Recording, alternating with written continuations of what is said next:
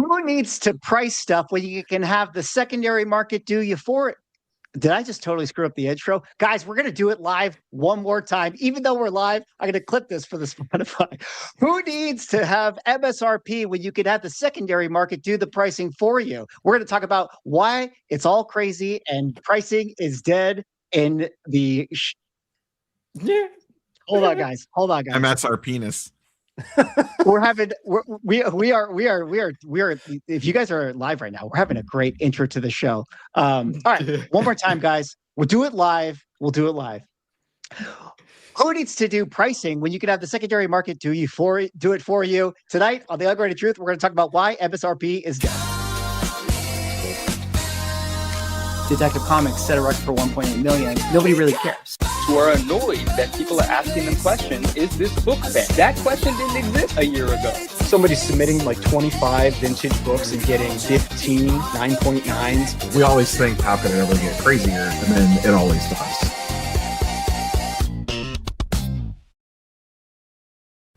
Ladies and gentlemen, welcome back to the #1 collectible show in the universe. We might have just dropped to #2 based on my intro, but we're going to get back to #1 tonight because we have a big show, a lot of great topics to talk about, and I'm happy to be with my co-hosts tonight. Of course, I'm Swaggle Haas. We have Ryan, Automatic Comics. We have Manu, the 99 Newsstand, and back from Arizona, back to the show. We got the band back together, Rob, Neo Cards and Comics. Rob, it's good to see you back on the show. How you doing? Good. Yeah, I was on a secret mission when we recorded this last time. I wasn't actually allowed to announce where I was going until the day before the conference.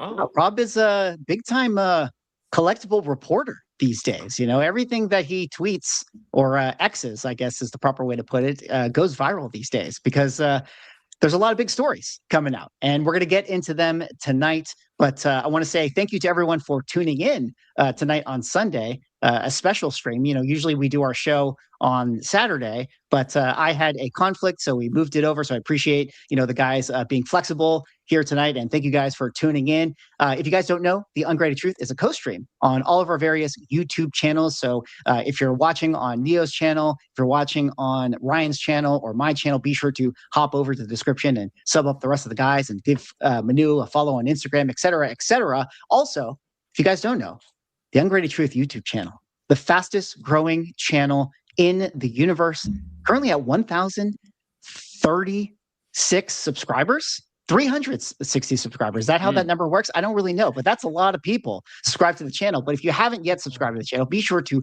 hop over to the link in the description and give it a sub. Also, hop over to our Spotify page. We have 25 5-star reviews. Last show, we were like, can we get to 25 5 stars?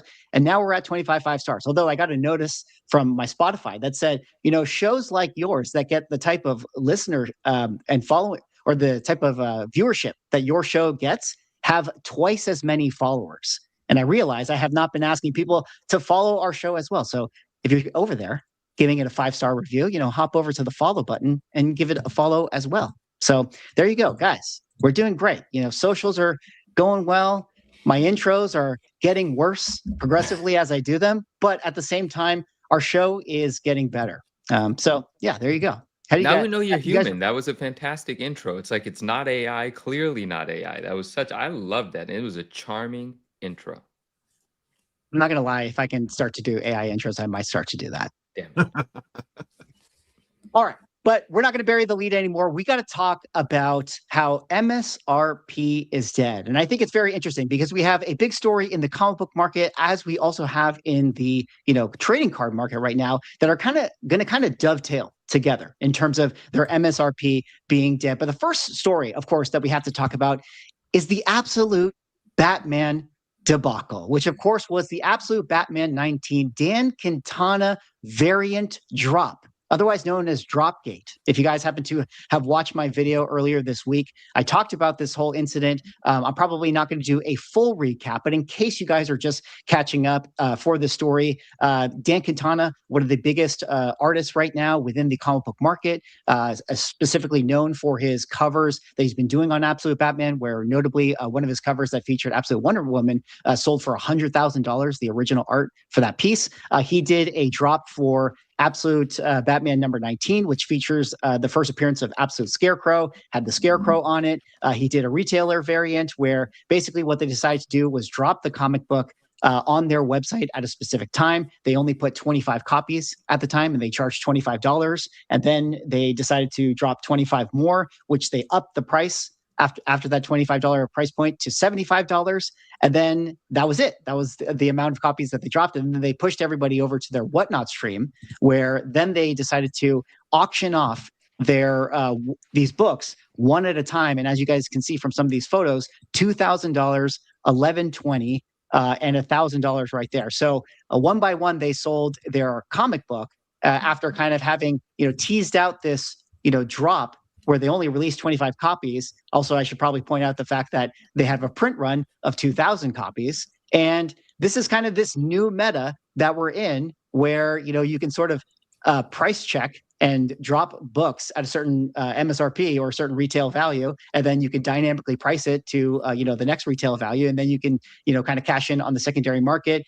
Anyways, the people and the fans that were looking and interested in picking up this book were not happy with how this was done. The Whatnot was a total cluster. Everybody was yelling in the chat, so much so to the point that the retailer, Heavy Mental, actually had to come out with an apology post where they decided to do another version of the drop where they released 500 copies at a specific time. Apparently, this one went kind of okay for the most part, but there's still a lot of people salty about it. I'm going to kind of stop talking because we have more to unpack with the story, but I kind of want to table it there and kind of throw it to you guys if you guys got a chance to watch my video, or if you had thoughts on this Absolute Batman drop and the drop culture that currently exists within the collectible world.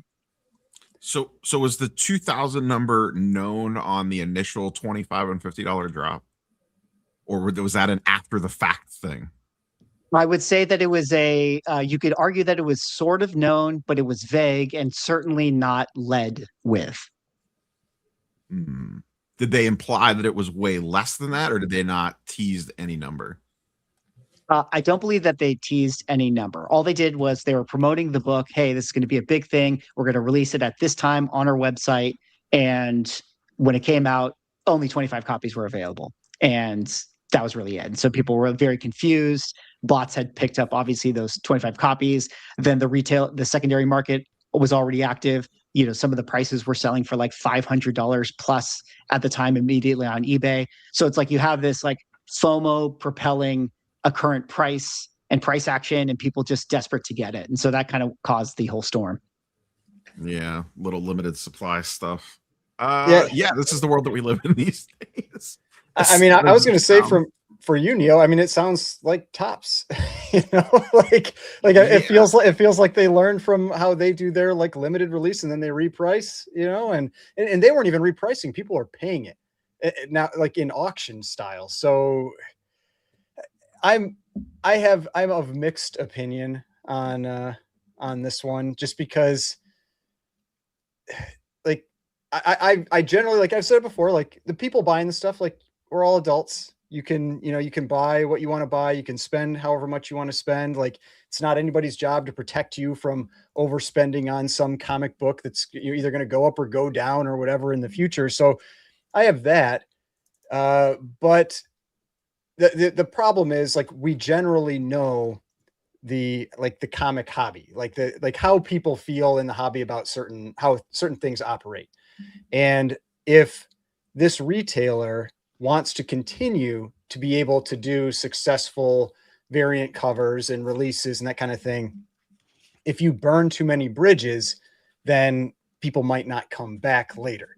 And so because they've got the people in there right now who are trying to like flip stuff and all that kind of thing. But it's like, if that's not always your business, if a lot of it is just making the money off of the $50 drops or the $75 drops or that kind of thing, if that's your primary business and you destroy all the good faith that your company had, then there's a problem. Now, the other side of it though, is like, you kind of see it, and it's hard to say unless you're actually the person that's put in that situation. Like, I mean, if you have a 2,000 book run, like you're sitting on 2,000 of these books and they're selling in your Whatnot stream for $1,000 to $2,000 a piece. I mean, that's millions of dollars. And so it's like, that is a lot of money, and there's a lot of temptation there. And maybe you only need to burn people one time, and then you're like, all right, I'm out. And so like that could be the mentality too. I mean, my biggest issue personally was Quintana's response. I wasn't a fan. I feel like he needs a publicist if he doesn't have one. And if he has one, he needs to fire the one he has and get a better one, because that was not the statement that should have been put out there, in the two statements that should have been put out there. Absolutely. I will bring up that what he actually said, and we can continue that conversation. But I don't know if Manu, you had anything you wanted to add before we get there. No, I mean some of the same stuff. Like I was reading in the chat, and someone in the chat said, if people are gonna pay, this is interesting, right? Because it's so nuanced. But if people are gonna pay, why shouldn't the retailers reap the reward? But even beyond the idea of why shouldn't the retailers reap the reward, there are a couple of thoughts. Like, if people are going to pay, that's just the interesting question, right? Like, it's auction style. If people are paying, like, I'm not taking any sides here. I think someone said it was distasteful, and yeah, perhaps it is distasteful. But if people are willingly paying, are the people that are upset just the people that aren't willing to pay that, and they just want the book? Like, if the price is outrageous, people are really taking a big risk spending that kind of money on something that there's 2,000 printed of just because it's signed.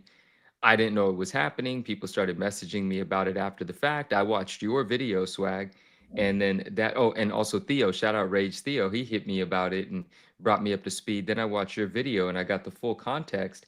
And then the other thought to me is like, we talk about how, I don't know if fervor is the word. I don't know what that word means, but like the fervor's back, right? What does fervor mean? So Ryan's laughing. So what's that? I think it's excitement, but I just thought it was funny. You're like, you use the word and you're like, I don't know what that word means. You know how sometimes like that's the word, like you've heard it said, but you're like, I don't know what the hell. That's how you learn how to speak anyway. Like, you just context, right? And so in any case, the fervor's back. Like, we see that in the market. We see there's excitement. And you made such a great point in your video where you were like, now there's just so many variants coming out. And it's like this, we're in this place where the sellers, the retailers, the manufacturers realize that buying is happening, and they will have no regard for it, no concern for what would happen once you completely abuse the buyer base and exhaust them and fuck them over time and time again, and then you have a collapse again, right? And so it's like, how fast are we going to get to the next crash where everyone that's excited right now feels shit on and then leaves for another 3 summers? Like, why do we continue to let this happen? Why not have some respect for the ecosystem, have respect for the buyer, play fair, treat nicely, whatever, right? Like, I'm not over here kumbaya, but people will get pissed off, people will become jaded, and the cycle will repeat itself. But then from the people that are paying, have we not learned anything? Why the fuck are you paying $1,500 for a signed copy of some new book? Like, really, why? And if it's because you really want it, and that's the price because people are bidding it up, like, at a certain point, you got to say, this is too much money for this thing. Like, what is this supposed to be? $100, $150? Anyway, just thoughts, And if someone wants to like piggyback off of them or challenge some of them, I'm just thinking. But then what Ryan said was funny, because I made a note here. I wanted to say, like, and if you didn't know that Dan Quintana was the hottest artist in the world, he told you a few times, right? And that's his defense to the whole thing, and that's hilarious in itself. Well, let me, Rob, I know you want to chime in, but let me, because you did a nice little segue here. We'll talk about what Dan Quintana actually said. He actually made 2 statements on his story. I had to pull up my old video because I don't have access to it. But he said this, Heavy, did you hear everyone out right there for full transparency? Here's my take. I currently command the highest, quickest resales on the planet right now. I spoke with every top retailer today, and some agreed it's very difficult to currently place a baseline on my work. It's hot and tricky to handle. Definitely difficult for me, even though even to think about logistics, reason why I have nothing currently in my store, no time. But he was just kind of talking about that. And it's like, yeah, I don't know if that was the right thing to say. And then he followed up with this one, which I actually didn't put in my video. And shout out to Sean from Comics Elite. This is the only place that I could actually find the image because he made commentary on this. And so it's a little bit fuzzy, but I apologize for you guys from a viewer standpoint. But he also said this on a story. It's always been about the art, not the physical me, not the sales. I know it's hard for you non-creatives to understand. All you know is boring numbers. I'm about to wear larger shades and cloaks covering entire self, strip it down to one convention show in person per year, move on to open order FOC with major publishers, only create my own book so I can just look at the art. So it's just a lot of like pretentious, I'm the biggest selling artist and you guys don't understand because you guys aren't creative. And it was just like a lot of shade being thrown. It's just like, dude, you're just throwing gasoline on the fire right now. And this is probably not the right look. I was just going to say, go into the whole, like, you know, should they be sold this way? Should they not be sold this way on the auction thing and stuff? I think to me, what switches it from, is this okay? Is that number disclosed? You know, like, are they running that auction and the sale saying up front, like, there's going to be 2,000 of these, you limited drop, whatever, or then you're just throwing them all on whatnot. I think the key thing is what's the print run on this?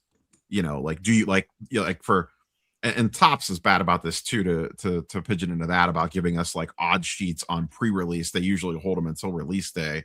So you're kind of blind buying. You don't like, you can't back napkin math how much of the stuff's actually made or how hard it is for certain things to hit. I think I'm fine. You know, if a creator wants to throw their stuff up there and run it and they're selling for 1,000 a piece, as long as everyone's on the same playing field, that they know that there are 2,000 of those and everyone can make an informed decision versus the unknown of, is there 50 of them? Is there 100 of them? Is there 50,000 of them? I think makes a big difference here.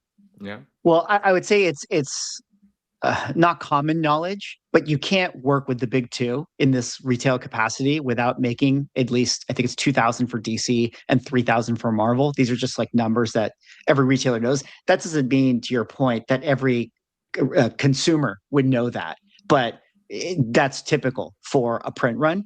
So the number would be out there, but yes, it is part of the problem that there was no like communication or transparency. I mean, there's no communication in general about like how the drop was going to be released, how many there were going to be dropped, you know, that it was going to come over to the stream. And that was a lot of the uproar. But I don't want to go maybe too far down this role, but we're going to talk about this when we get to like the Topps Chrome football story. But what's crazy to me about it is like, we're such in this gray area where like Dan Quintana and this retailer are like working as a publisher and they're coming out with this product, but yet they are $1 start whatnotting it. Like that just makes no sense to me. Like, because yeah, sure. Like maybe the secondary market is going to do what it's going to do. And maybe you're like leaving money on the table, but like, I don't know, like when Samsung comes out with a new TV, they don't $1 start like bidding at Best Buy. Like that just seems like it's consumer actually, you know what? You might be right. Maybe it is coming. Maybe that is another $1 billion idea just developed now. We're doing doing $1 starts on new tech. Yeah, but it's so clearly consumer unfriendly, and so I just don't understand this kind of world and habit that all these companies are forming. Like if this is going to be the case, and then if it stands to reason and begs the question, okay, like are all artists going to start to do this like in the future? Because maybe they should. On an artist / creative versus like to use your Samsung example, like if an artist wants to sell their artwork that way, I don't know that I have a problem with that. Once again, I think it just comes down to the clarification of like what we're actually doing here. Like if you want to sell that way, that's fine, but be transparent about the numbers of quantity available. Like don't try to FOMO the price up by making it seem like it's more limited than it is. Like I'm never going to shit on a creative for selling their stuff what a fair and open market is willing to pay on a quote unquote limited release item, but just be straightforward with like what's going on with it. Yeah. I mean, and I agree with that. Like I don't care what people pay on whatnot for this stuff. Like I know there's those like Clayman covers like that go like people spend $1,000, $500, whatever, like on whatnot for that stuff too. And I don't understand it. I don't really care. I just know that people spend that money and they hopefully understand that there's like a 99% chance it's going to be worth a lot less than that in the future. And as long as they're okay with that, who cares? You know, like I said, they're adults. They can spend their money however they want. I mean, I still think that a lot of the, you know, and maybe I'm jaded, I don't know, but I think a lot of the people that are, and it's not everybody, I'm sure some people don't, you know, some people actually want the book, but most people that get upset probably are upset that they couldn't flip it for $700 on eBay. You know, like how many of those people, if they got it for $25, didn't like immediately turn them on eBay? I mean, I doubt it was too many. You're absolutely right. I mean, that it is a lot of flippers that are participating in it, but I also wonder, like, and, you know, shout out to Brian from Beyond Wednesdays, because he talked about this on his show and made a really interesting point where he said that of all of the success that Absolute Batman has had, one of the positive things is that it's been like wonderful PR for like the entire run of Absolute Batman. And this is kind of like that first very negative, like kind of widespread topic that has been related to Absolute Batman, to the point where I had a lot of creators who work on Absolute Batman that like kind of DM'd and reached out to me because they like watched my video about it. And it was interesting because it's like, I think for them, they even like were like, hey, what's going on here with this? You know, and they needed to like kind of know why fans were so upset about it. And I saw a few Reddit threads, and granted, it's anecdotal, but to your point, Ryan, like there were some people in those Reddit threads that were seemingly coming off as like, hey, I'm just like a fan and I just wanted to own this comic book, and like this was really off-putting. And so maybe this went beyond just those of the kind of flipper variety, but maybe not. I don't know. But speaking of you know, some of these retail prices, just to put a finer point on it, I mean, when this initially happened, the drop, these comics were selling around the, you know, $450, $500 range or so. Now, kind of if I scroll up to the most recent sales, still getting, you know, $220, $300. I mean, maybe these are like best offers accepted, but somewhere in the $200 price point. An auction here ending for $371. So kind of crazy. I mean, they did do a follow-up Whatnot stream where they did release, they said 500 copies, but it still makes you realize that there's presumably 1,500 more copies that they're still in possession of. And these things sell for $200 a pop still on eBay. And it's kind of crazy because like if you're somebody who wants this book, I mean, there's just, like you said, Ryan, there's like going to be so many copies out there, and like what are the chances that this thing can really sustain $200 moving forward? Yeah, I mean, probably won't. Probably won't, but it's no dork, you know. That's true. The problem. Yeah, that's true. Yeah. It is no dork. I mean, it is no dork. To your guys' point about the flippers getting pissed off, like we are seeing this with the top stuff that we've been hitting at, where like people are pissed at shops right now because they're selling, you know, hobby boxes of Topps Chrome Football for, I don't know, let's just keep the math simple, $1,000 when Topps was selling them for $400, but they're selling all day on eBay for $1,000. So I don't know why any LCS, whether this was a comic or a card, if something is openly selling on the secondary market for $1,000, why would you put it on your shelf for $500 just so someone else can walk out the door and make $500? Well, I mean, I watch a Pokemon channel where like it's a guy who runs a card shop, and he talks about that and kind of the struggle you have with that, because you get like people get pissed, like they get pissed when you are selling it above like whatever they deem MSRP to be. And Pokemon's like $165 a box, $170 a box, or whatever. But that's why a lot of like for both Pokemon, One Piece, and sports cards, one of the things that they're doing now is with cutting the wrappers. Like, okay, we'll give you a discounted price, but we're cutting the wrapper because that eliminates the flipper's ability to go sell it on eBay, because no one's going to buy a box of cards with a wrapper cut on it. But I guess that's kind of like, you know, the bigger point of the topic, and just double clicking on that. Like, again, it's only collectibles that this is happening, where like there's this kind of dynamic pricing. I mean, I suppose there's dynamic pricing in things like, you know, your apps like Uber and DoorDash and stuff. And let's not go down that rabbit hole. I just bought tickets for WWE a few weeks ago, and there's dynamic pricing on that now. Yeah, but isn't that something that's like, I mean, are consumers going to stand for this? Like, it is just, are people just going to have to take it? because we're feeling so much negativity within the collectible world about this, to your point, Ryan, where it's like people get so mad when you price it. And it's also because it's like you, the retailer, are already making a margin. You're buying it at wholesale.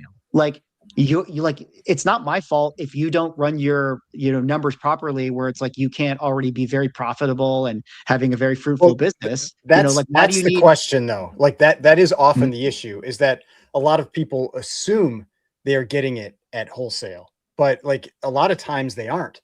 I mean, like at least like for that Pokemon shop that I watched, like just to have product, he was having to buy on the secondary market to be able to put it on his shelf. And so he has to charge that higher price because he's paying that higher price to get it.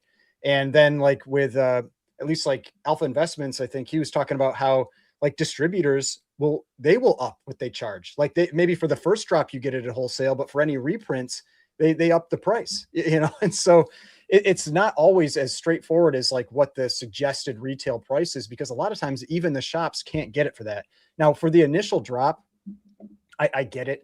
I feel like, yeah, you're making your money. You should just let it go the way it goes, but after that, I think there's too much gray area on what they're actually paying to really be very critical of them, at least in my opinion.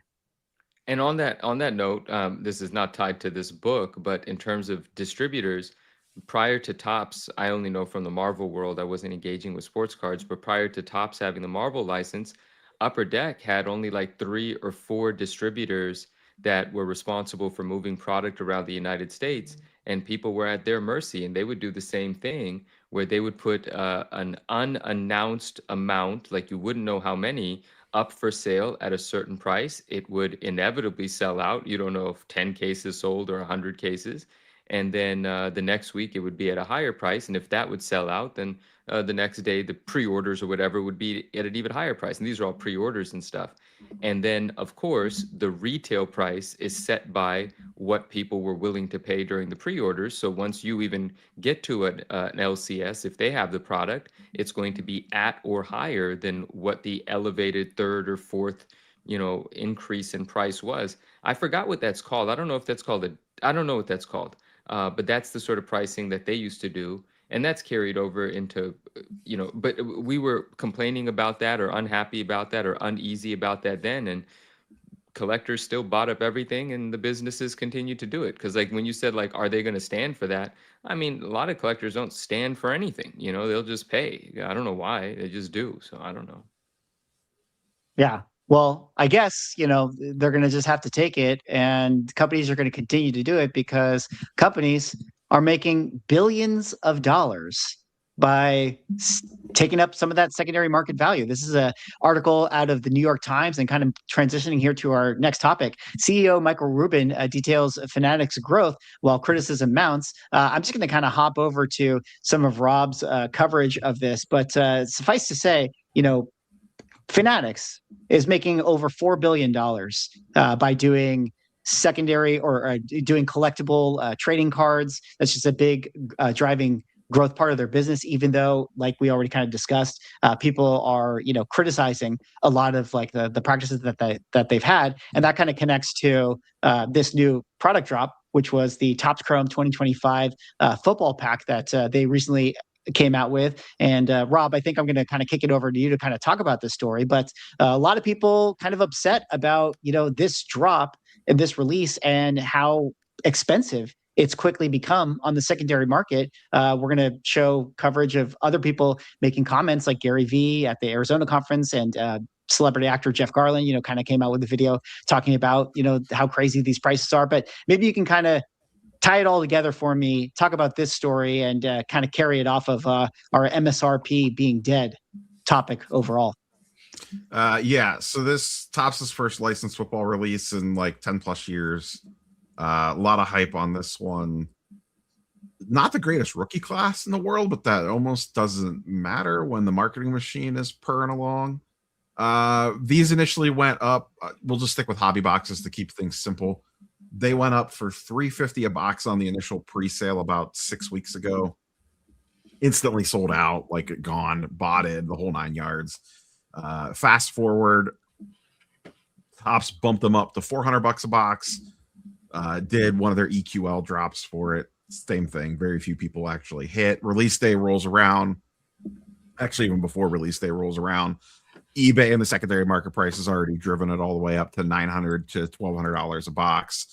You could blame breakers, you could blame shops, you could blame tops. Everyone probably has their hand in the cookie jar on this one, but regardless, secondary market drove it to 1,200 very quickly. It's come down a little bit over the last couple days. I think right now they're sitting between 900 and 1,000 a box.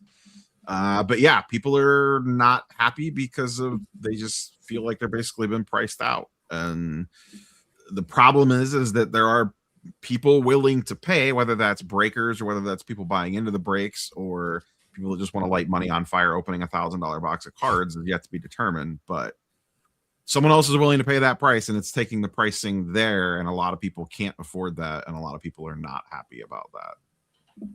Can I ask, like, what is the understanding when they have a product that comes out and they're doing this initial drop release or however they do it? Like, is there always a, hey, we're releasing, I don't know what the numbers are, 1,000 boxes here, or do they disclose that? So you have no idea. And then are they just continuing to print however many until they just decide, like, hey, it doesn't sell anymore? Like, no, it's not like Pokemon, where Pokemon can continuously reprint for up to 3 to 5 years after release, because sports have serial numbered hits and autographs in them, and there are odds associated with that. So whatever their print run is off the get, that's the print run. Like they knew 6 weeks ago when the pre-sale went up exactly how many hobby and jumbo boxes and how many retail boxes. Like that's all mapped out well ahead of time. Like they know exactly, and you cannot go back and reprint more. That's just not how it works in sports. It's a difference between sports and TCG. Like you can't go back in and reprint in the modern era. Maybe back in the 80s and 90s, they pulled some shenanigans. There's been rumors about the 89 Upper Deck Griffey for years, but in the modern era, you can't just print to demand like you can a TCG product. So they release some up front, usually a very small amount. That starts building the FOMO machine, direct to consumer. Then they'll release a little bit more on release day, but a large majority of it goes to, they have 2 direct lines because Topps basically eliminated distributors. That was one of the things that Ruben saw as a profit center of like, why are, Panini was sending the boxes to the distributors would sell it to the shops, they would hold product back, and then they would mark it up like we were talking about earlier for a wave 2 pricing, and the distributor would make that profit. And Ruben looked and was like, you guys are stupid, you guys should be making that money on your own. And when they bought Topps and got the licenses, that was the first thing that they did, was cut those guys out. So now Topps does the same thing. They release some on wave 1. They have 2 distribution channels. They have direct for shops, and then there is a separate direct for breakers. There's 2 different allocation programs, and then a certain amount of product goes that way. They do a wave 1 that is at usually a very reasonable price that they could usually make a pretty good margin on, not always, but most of the time. And then wave 2 or subsequent waves are usually slightly below whatever current market price is. This is interesting. If I can have a second here with Eggplant's comment. Shout out Eggplant. He says, and I'll tie it into what I'm thinking. He says, when demand for milk goes up and you can't unreasonably jack up the price, that's called price gouging. But collectibles is a wild, wild west with no regulations. Aside from being the wild, wild west with no regulations, it's not an essential, right? If someone needs something essential, you jack up the price, you're a terrible fucking person. This is a piece of art, a comic book with a signature, you jack up the price, someone pays it. Like, I mean, didn't you just do what you were supposed to do, essentially? But collectors will still call you a terrible person. But we can't argue the fact I get it. it's not a survival thing. It's like turn off whatnot, walk away. Who drinks milk these days? That's a good question. Well, I have lattes. So I do cereal, and I put milk on my cereal. Yeah, so. But who has a glass of milk? You ever just have a glass of milk? Like wake up, oh, milk doesn't. I have a glass of chocolate milk. Like I have Hershey's syrup, and I'll put in there. Yeah, but like chocolate milk is okay. All right, chocolate milk is acceptable.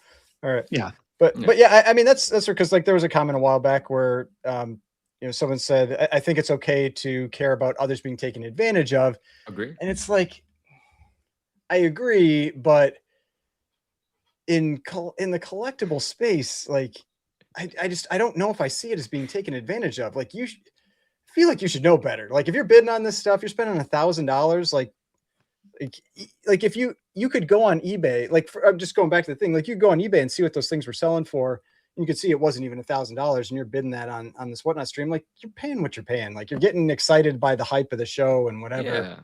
Yeah. I don't have a ton of sympathy for overpaying for a collectible. Like, there's No. enough information out there that you can make educated decisions on this stuff. And You know, yeah, and Pim, OJ says here, how are they being taken advantage of? That's a good question. Like, how is it someone being taken advantage? I'm not taking sides, but it's a good question. Like, how is it taking advantage of someone? It's their choice. You know what the interesting thing is here? And there's like two narratives that are going to have to figure each other out in order to, like, you know, when all the fallout of like Whatnot lawsuits and gambling and all this stuff, you know, rears its head eventually. But I think a lot of people just have problems with the fact that, like, hey, when you make a trading card product that's like Topps football and you're putting it out, you're just putting out a product. Like, there's no like, you shouldn't have as a business any consciousness of like collectability or secondary market or like these things coming out. It's like, you just made cards that are this product that you're putting out. Just like if I made a TV, I'm putting out this TV that I'm putting out. But like, obviously there's the secondary market value that they care about. There's the idea that, like, hey, we're putting in these chase cards that are going to like be profitable, people are going to make money by flipping this stuff, or it's going to go higher. And then it's kind of going into this like, but then now you're kind of scratching the gambling side of it and you're admitting that, but then all these companies are using the loophole of like, no, we're just putting out a product. You know, we say that we have X cards and X number of packs, and this is just what we're putting out. So it's like they're having their cake and they're eating it too. Does that make sense? What I'm kind of getting at? No, yeah, and an interesting thing there is, and I think this connects with what you're saying, and this is so. If the company is just putting out product and not paying attention to the secondary market, like that would be, I guess, quote unquote, an ideal scenario, right? I think for a time Nike was doing that. They weren't worried about the secondary market. They were just releasing shoes. Shoes would sell out, prices would slowly go up, yada yada. But you know, they weren't releasing shoes at $1,500 a pair. Now, so the secondary market's like, yes, that's what you guys are supposed to be doing. Just put out the product. We're the secondary market. Don't worry about it. Because of us, your product sells out, right? And when the companies will use like what's the Wizard of the Coast? What's the company that does Magic the Gathering? So Magic the Gathering had a great secondary market, and then Magic the Gathering or Wizards of the Coast started printing a bunch of products. So then the secondary market says, you're supposed to pay attention to us, you're supposed to care about us, you're killing the secondary market. So on one hand, don't worry about us, just keep putting out product, right? You're putting out too much product, you're fucking over the secondary market. It's like, you know, the companies want the cake and eat it too, but the secondary market wants their cake and eat it too. Both the people, how are you going to satisfy both conversations? Well, Manu, you have to be in the exact, very, very specific, paying attention, just not paying attention too much line. Yeah. That's what everybody wants. Well, I mean, that's where I exist, you know. No, I'm just but it is, that is an interesting point. And yeah, I don't know how you do it, but you know, it reminded me when we were talking about how we did a story where Pops was dying like a few shows ago. Yeah. And one of the biggest things that Pops messed up is that they just didn't pay enough attention to the secondary market and they overprinted. And like, when you don't take those things into mind, then you end up ruining the golden goose. And I do sort of wonder, like, if you're not leaving meat on the bone for all the flippers out there, and I realize like the flippers get, you know, a negative connotation, but I kind of think they're like important. Like I kind of think like if you're starting to suck out that secondary market value and you're just going, like you said, Rob, straight to consumer, skipping the retailer, you know, not allowing people to like get the new product at a good, decent price, to have some meat on the bone to flip, eventually people are going to just go away from the whole thing. But I mean, there was a comment out there was a comment somewhere in the chat where someone had said that, you know, they feel like, you know, flippers and some of this kind of stuff are actually one of the things that's really helping drive the, you know, the comic market, you know, and like drive interest. And so like, yeah, it serves a purpose, you know, like, and it's the same argument where I don't really like it when, I can't say I don't like it. I disagree with the sentiment that, oh, you know, comic prices going down is great. It means more people can afford it. It's like, no, comic prices going down is bad because it means there's reduced interest. You want at least stability or increase, because if you don't, then it means less and less people are interested in your hobby and your hobby is going away. And so like I don't really agree with like prices going down is necessarily a good thing. But obviously, like some of this stuff, there's extremes. You know, we have like, you know, a $300 box now going for $1,600 or whatever it is over the course of or a very short period of time. Is it just it feels wild. Rob, you also made this post right here where you showed the retail box versus the hobby plus retail difference in what kind of items you can pull from it. I'm curious about this because in Magic the Gathering, they do this, you know, where they have the collector booster box has like the big chase cards, and then you have the play booster, which is just the cards to play with. I don't know if that is something that has never really happened within like specifically sports trading cards, but I'm assuming that you posted that and there was conversation around it and people were upset about that. Is that my understanding here? Very common practice in sports cards that hobby and jumbo, or usually hobby shop or hobby exclusive products, have different chases than the retail equivalents. This is completely normal. There was just like 3 of the biggest cards that they were really hyping up, which were on that first page, the first Instagram page that I had up, not that second one that you showed. Like there was like big pump on those. All 3 of those were hobby exclusive products. Yeah, those. So people were pissed that, oh, you've been talking these up on how great these cards are, and they're gatekeeped behind super expensive boxes. But that's extremely common practice. That's been like that in sports cards for a long time, that certain rare chase cards are held back for the more expensive boxes. So that's nothing new. That's just people wanting to complain. Gotcha.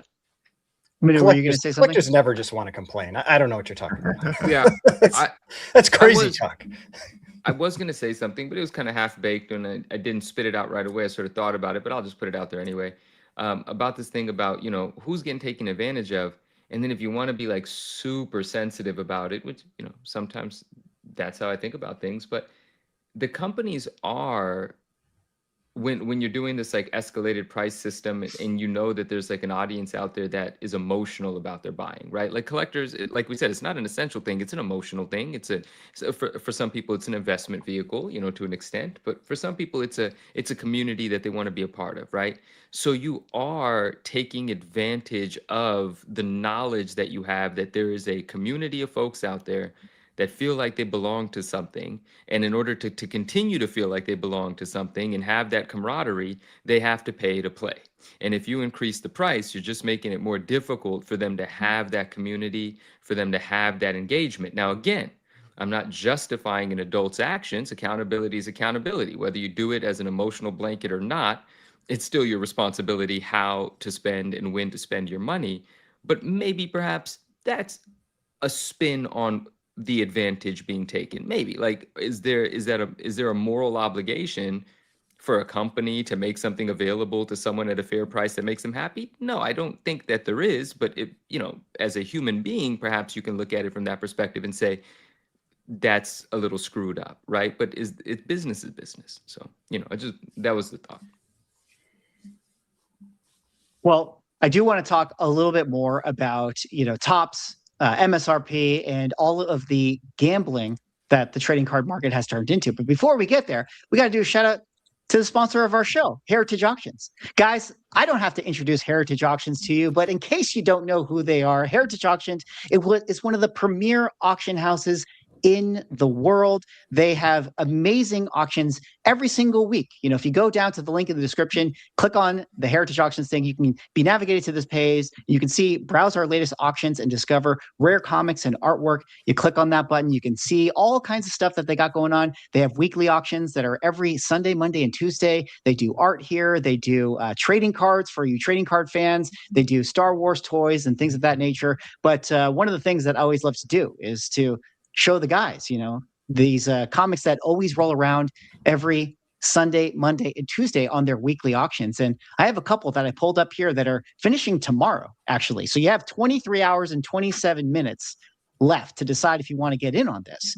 But Ryan, you know, I was looking at this one here and I see a Batman 171 first Silver Age appearance of the Riddler. Last show, we talked about the first real Golden Age appearance of the Riddler in a nice grade, 8.5 for a 1965 book. And then we have the first Silver Age Two-Face or Scarecrow right here. Talk about Dan Quintana Scarecrow cover. Actually, right now, based on the fact that this is at $2,000, that's less than Dan Quintana prices. Wow. So you get a Batman 181 first Silver Age Scarecrow in a CGC 9.4 compared to a first Riddler. What do you got here? I think that these are going to end up similar prices. What do you think? I mean, just like personal preference, I like the Riddler more. I like because neither of them are first appearances overall. They're both Silver Age, so you can I feel like you just pick and choose which cover you like the most. And for me, I like the pink cover. I mean, that's why it's front and center up on my top shelf. Yeah, it is right behind you.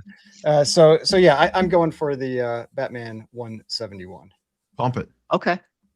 I like that. I would track that, but I think it's going to log me out here, so I'm not going to do that. But what about this here, right? We got some, some lots. Sometimes you can come in here, you can pick up a bunch of, secret goodies. I got 4 in a row. We got a Blackhawk group of 52.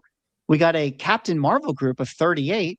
We got a Challengers Unknown group of 18 books right here. And we got a Charlton Silver Age Nurse and Romance comics. We don't speak enough about romance comics, but which kind of one of these groups would you be most interested in kind of finding out what's in there?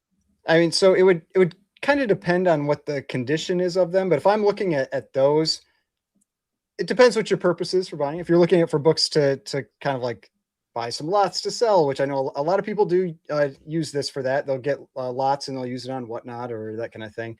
But I'd probably go with the Captain Marvel just because you're going to just generally do better with the Marvel books. There's just more demand. But if depending on the grade, potentially, I'd be going for the Strange or the Challengers of the Unknown, and I think it was like Strange Adventures group, because if it's a big enough lot and there's maybe some hidden gems in there, maybe one that's graded a little better than another, there can be some pretty valuable books once those start getting up into some higher grades. So that's one of the, I'd say, like one of the little tips for buying the lots on Heritage. If you see that it has a large grouping like that first one, the Blackhawk has 52, take a look at what's actually in there, because while they often will put the bigger keys or more recognizable books in that set of 3 pictures, not always.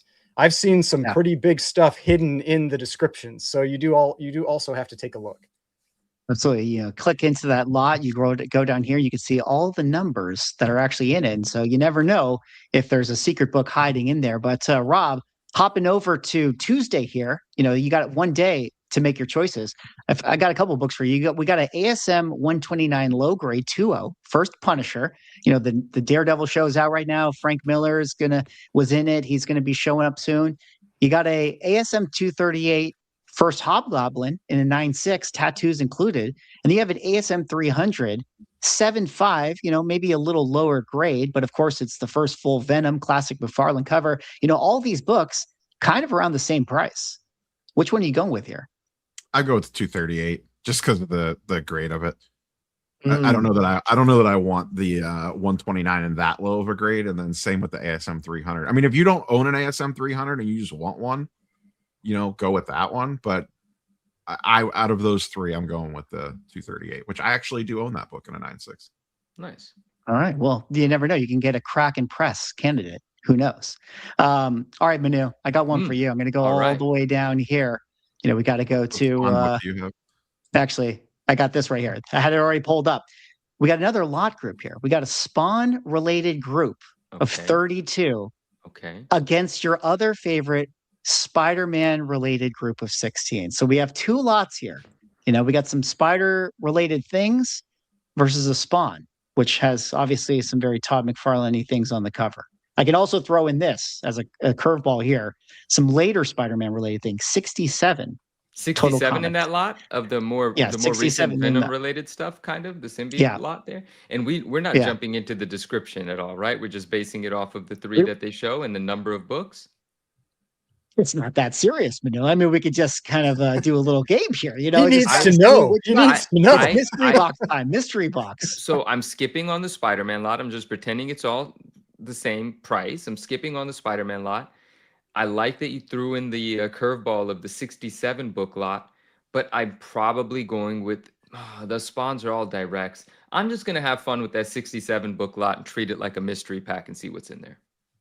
All right. Well, shout out to the mystery box. Survey says Spider-Man from the 90s. You know, you got a bunch of them there. You got Spider-Man 2099, a bunch of things. Spectacular Spider-Man, Carnage, Mind Bombs, Spider-Man Maximum Clonage, Venom Enemy, and Venom Knights of Vengeance #1. So who knows? A lot of good books in there. You know, maybe you get some kind of crazy newsstand secret variants and things of that nature. I mean, you never really know, right? A So whole there you lot guys of have it. nostalgia, really near and dear Oh, to me in that lot. a whole lot of nostalgia. Well, be sure to head on over to the link in the description, guys. Heritage Auctions. Give yourself a chance to win some of those awesome books. You mean there's great auctions every single Sunday, Monday, and Tuesday, weekly auctions where you can find all kinds of great books. So head on over there. Link in the description. I want to say thanks to Heritage for sponsoring this video.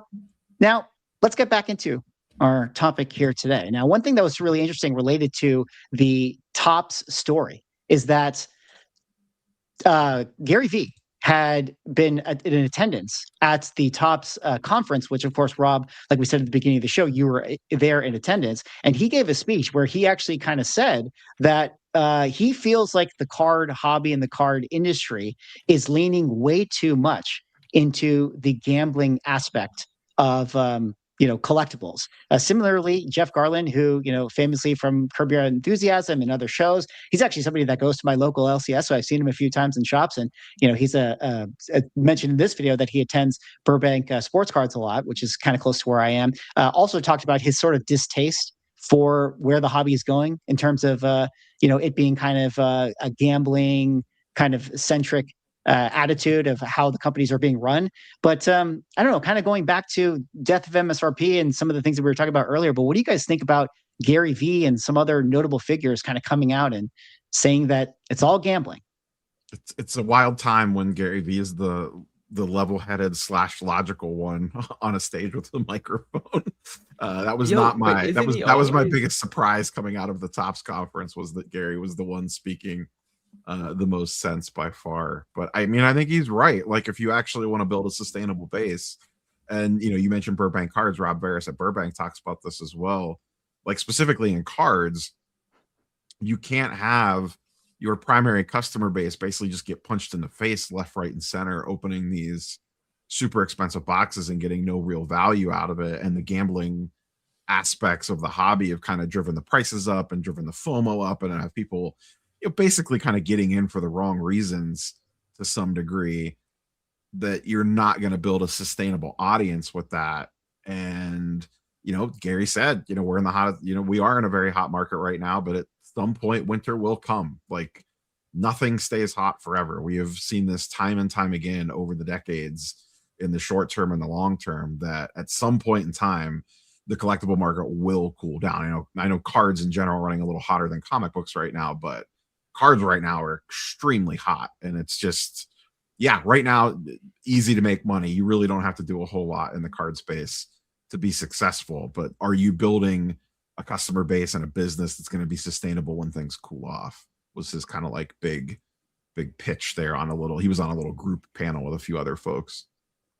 I mean, I think it'll have to be breaking. Does it, like, for whatever reason, that loses its popularity, because that, I mean, I know repacks is a big part of this too, but I feel like breaking for like sealed product, though, when you're talking about sealed product, that is what is driving all the value right now, because that group can get so much money for sealed, like they can extract so much money out of a sealed product that naturally that's what the value of that product is going to go up to. Is like, I mean, you could just sell your whatever you have to breakers. I mean, there was one point when I was reached out to about some, sealed Pokemon cards, and if I wanted to buy them, and then they were going to be potentially sold to a breaker, and like, that's how those were going to move, and it's like, that's where that value is right now. And I mean, maybe at some point it's people just decide that the excitement of just the bidding and the potential of getting, like the GGs and the comments and that kind of stuff isn't enough after they've just lost over and over and over again. Like, maybe, but it's hard to see. Like, I'm sure it's going to happen. Like, I'm sure at some point it's going to happen. It's hard to see when that is right now, though, just with the fact that, I mean, gambling is such it's been around forever. Like, what's going to cause people to not want to gamble? It's like at what point will that happen? And I don't see the end game for it. I'm sure it's out there. I can't predict what it might be that's going to cause that interest to die down. The interest could remain, but maybe the price points don't. Like if there's world events or whatever, the economy gets bad or whatever, people are still going to want to scratch that itch, but they're not going to want to do it at $1,000 a pull. They're going to want to do it at $100 a pull. It's all relative. So like the interest in gambling could remain the same, but the willingness of how much people are willing to gamble could lessen. So you could technically kind of have both sides of the sword on that one. Yeah. But if you could clarify for me just really quickly, like Gary simply, what did he exactly say? He just said this is all kind of fueled on gambling, and like what was just he just basically doesn't like that the current state of the card world is over reliant on gambling. Okay, was the gist of the statement. Okay. Not saying that, like, and that's my point is like that is the gambling, just that the pendulum has swung overwhelmingly. Like, the nature of it is always that there's a little bit of gambling in there, but the what I took from it was that pendulum has swung too far that direction. And I think that's an obvious observation. And Gary, I like Gary a lot. Like, he inspires me in many ways, right? I'm a fan of his, and I think if I understand him correctly, like his currency is his reputation. His reputation is based on, he always says this, like being historically right. And that's a really obvious thing to say. Like, that's not a hot take. We've all said it. Everyone knows it. So it's not controversial for him to say that. It is interesting. He might be alienating. I think it was controversial where he said that's what I was about to say. That's what I was about to say. It's not controversial in itself, but it might be in relationship to, where he said it or who some of his friends are, or who might have been like, oh, Gary, why are you saying that? And someone in the chat, in one of the chats said, something about Gary V's products as well. And listen, interestingly enough, like I just had a conversation with Gary V's team about some of his products, and they did send me some stuff. And, these are blind bags. Gary realizes these are blind bags. Like, I don't know which books are in here. That's what fuels people's desire to get these, right? I've never had a blind bag for a comic book. I've never opened one. I had a conversation with Gary's team, and they were like, we'll send you some stuff, maybe you like it, type of thing, right? And I was like, yeah, please. And so Gary's not unfamiliar with the idea of a blind bag in gambling. He's part of that economy, that ecosystem. He sells into it. I think it's reasonable what he said. It's like overwhelmingly in that direction. But the question then is, can you have that opinion and also make a product that's based on the hit rate or, pulling something unknowingly? Because buying one of these, even though they're inexpensive to purchase, you are still buying the rush of hoping you get the item. And I haven't opened anything. I don't know what's in there. But thank you, Zachary, for those. And thank you, Gary, for getting in touch. I appreciate it. But can you be of both minds, or participate in the business and have that really obvious opinion? I mean, well, I think yes. you're because I mean, I think what sometimes just because he could say something, or just because he says something like, hey, it's relying too much on gambling, that's not him admitting that, oh, and therefore I'm not going to do it. It's just him saying, like, this is where things are going. It's like the realpolitik, style of, kind of talking, which is something I actually respect. Like, it's like, and a lot of the times when we make our videos, we might say sort of unpopular things because we're just saying like, hey, this is just exactly what it is. And people don't want to hear it. And I think he's kind of maybe saying that as well. I mean, I don't know. I didn't, maybe the full context of what he said. He was offering a solution, although the problem with the statement overall is that, like, yes, it is relying too much on that, but like, I don't know if there is a solution like currently present that is going to get people to move away from this model of gambling that is clearly so fruitful. Because, like, what's really the alternative? Like, you got to like bring the love of collecting back into the hobby to where there's just people who want to own the sets, like the cards. Like, the issue with that is that, and we're going to talk about the GameStop power packs in a second. When I did my video about that, the issue with that is that you have like the social media engine that is like propelling this whole thing, and showing off I completed the set is just not as interesting as like, I lost $1,000 on a break, or I got the $10,000 chase card. Right. The bigger thing here is not that companies are inspiring people. Well, no, listen, they are as well. They're playing into the fact that people like to gamble, but it's never going to go away because it's human nature, right? Like sex, drugs, gambling, right? Like the dream of hitting it big, and then sex and drugs, you could just call the dream of hitting it in different contexts. So it's all the same dream. They're never going away. Right? Like that's just what a lot of people are fueled by. That the fantasy of all of those things coming to life for them, right? Or with, in any way. I won't touch too deeply on that. But so it's never going to go away because it's the human nature to have that wish of hitting it big. The lotto's always going to be around. Scratch offs are always going to be around. And companies are just feeding human nature. So the only way that change would happen is if psychology on a mass level changes. That's not going to fucking happen. Or regulation comes in. Oh, okay. Right. Real regulation that clearly turns a blind eye to all of this. And that's really going back to like the Whatnot lawsuit, really. It's just like until those things are actually put in place and there's mechanisms to like push people away from certain incentives, like it's going to continue, like you say, but maybe eventually a regulation has to come in play. And as big as things are getting, going back to like Fanatics making billions of dollars, like maybe this is actually starting to get big enough where there will be, say, politicians that take notice. Now it still probably needs like some kind of like black swan event that is really egregious. I don't want to put anything like negative out there, but like imagine like some kind of thing that is a story that gets so big some politician hears it and then it's like, yes, now we really need to crack down on this thing. But I don't know what that would be. Mm-hmm. Yeah. But I still don't really understand how regulation, unless it was just like you can't have packs of cards with random hits in them anymore, like how that would stop the secondary market. Like I feel like it would undercut the support systems that are propping up the prices. So if all of a sudden breakers could only sell cards certain ways, certain break styles, like there's a lot of FOMO inducing things that they do just in the way that they even fill a break. And if all of a sudden that went away, that would hurt prices probably to a degree. If they change the way breaking works, if they change the way repacks work, you're not going to end it, but all of a sudden, maybe the liquidity isn't as fast anymore. Maybe things aren't selling for as much anymore. So you don't completely solve the riddle, but you undercut enough of the pillars that are holding it up that it pulls it down a couple of levels.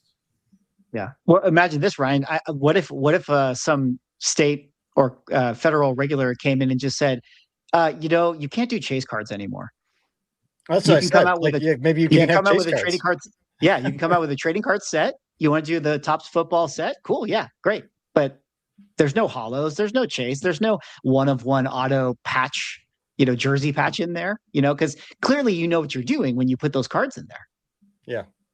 Well, and that's why I said, and we said this before, like we've all said that this, well, I don't know if everybody agrees, but I think we've all said that it is pretty clear it's just gambling. It's like, it's just different. It's maybe not as clear cut, but it's come way more clear cut lately. With like because it used to be, it's like, like I said, like when I was a kid, I'd buy basketball cards and I was just always looking for Jordans. Like that's all I really ever cared about. Now it's just gotten to the extreme where there's, like a special Jordan or whatever, that would have been in there. And now that's what everybody's hunting for. And I mean, just like was it Jeff Garland, was that his post was about the fact that the hobby box that he has is still worth as much as it is because there's still one of the big chase cards that's missing, so people are like, it's in one of these sealed boxes, or maybe somebody's found it and they haven't told anyone. Who knows? That could be the case too. But yeah, that it's, I don't know, like somebody in the comment had said, how do we fix this? And I think regulation is probably the most obvious one. The other one would be, like, at least for Pokemon, it's increasing print capacity, which they're going to be doing. Like they have that huge facility that they're putting in because Pokemon, they do seem to just want to make their margin. That's really what you seem like you get with Pokemon. It's like they print their cards, they put them out there. Secondary market does what it does. They're happy making their margin until maybe they aren't. But all the other ones, like the sports cards and everything, because they have these, like was said, like these serialized cards and these special things, like it makes it harder for them to really print themselves out of it. And why would they want to? Like they're making so much money right now in the model that they have. Why would they want to change what they're doing? That's why I think Pokemon, the only reason they would want to fix it is because they just want to keep making their margin. And the more cards they have the capacity to print, they just make more money. It just becomes a multiplier. And I think on the regulation point, I don't know that regulation would come at Topps or the manufacturers. I think it would come more at the Whatnots and the Fanatics Live, and how I don't think it would come at the product. It would come at how the product is sold. I think is how, if regulation comes, I think that's the way that we would see it. Like, I don't think they're going to get in there and tell Topps or whoever, Pokemon, doesn't make a difference, that they have to sell or structure products certain ways. That's already kind of been gone through the legal ringer before, and they have their bases covered there. I think it's more going to be around how the products are sold and distributed than on the actual products themselves, if that makes sense. Well, speaking of how products are sold in gambling, this week we had the official release of the GameStop Power Packs. Guys, GameStop Power Packs are now live at your local retailer store or also online. You can give yourself a chance to open some of these rare packs and pull out a 29K Charizard card, which is hiding at some random GameStop. Could be the random GameStop near you. Now, Power Packs obviously had their beta in October. We've kind of had conversations about this. This is the kind of the digital sort of vending machine where they have like a chase cards inside these digital packs, and you can put in money at a certain price point and have the chance to win, the grand prize.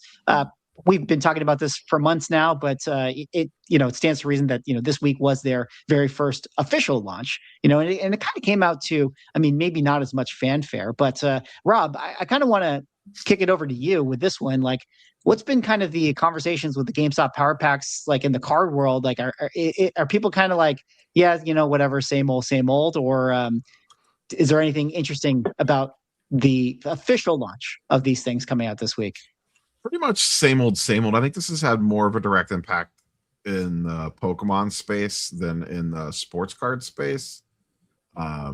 Just because, like what you've talked about, there's a lot of Pokemon creators going really hard on this stuff, and it's honestly like they're the third or fourth person, maybe even fifth person to do it. So it's like not like it's normalized by now, as crazy as that sounds. Like Arena Club's been doing it forever. Courtyard IO has been doing it forever.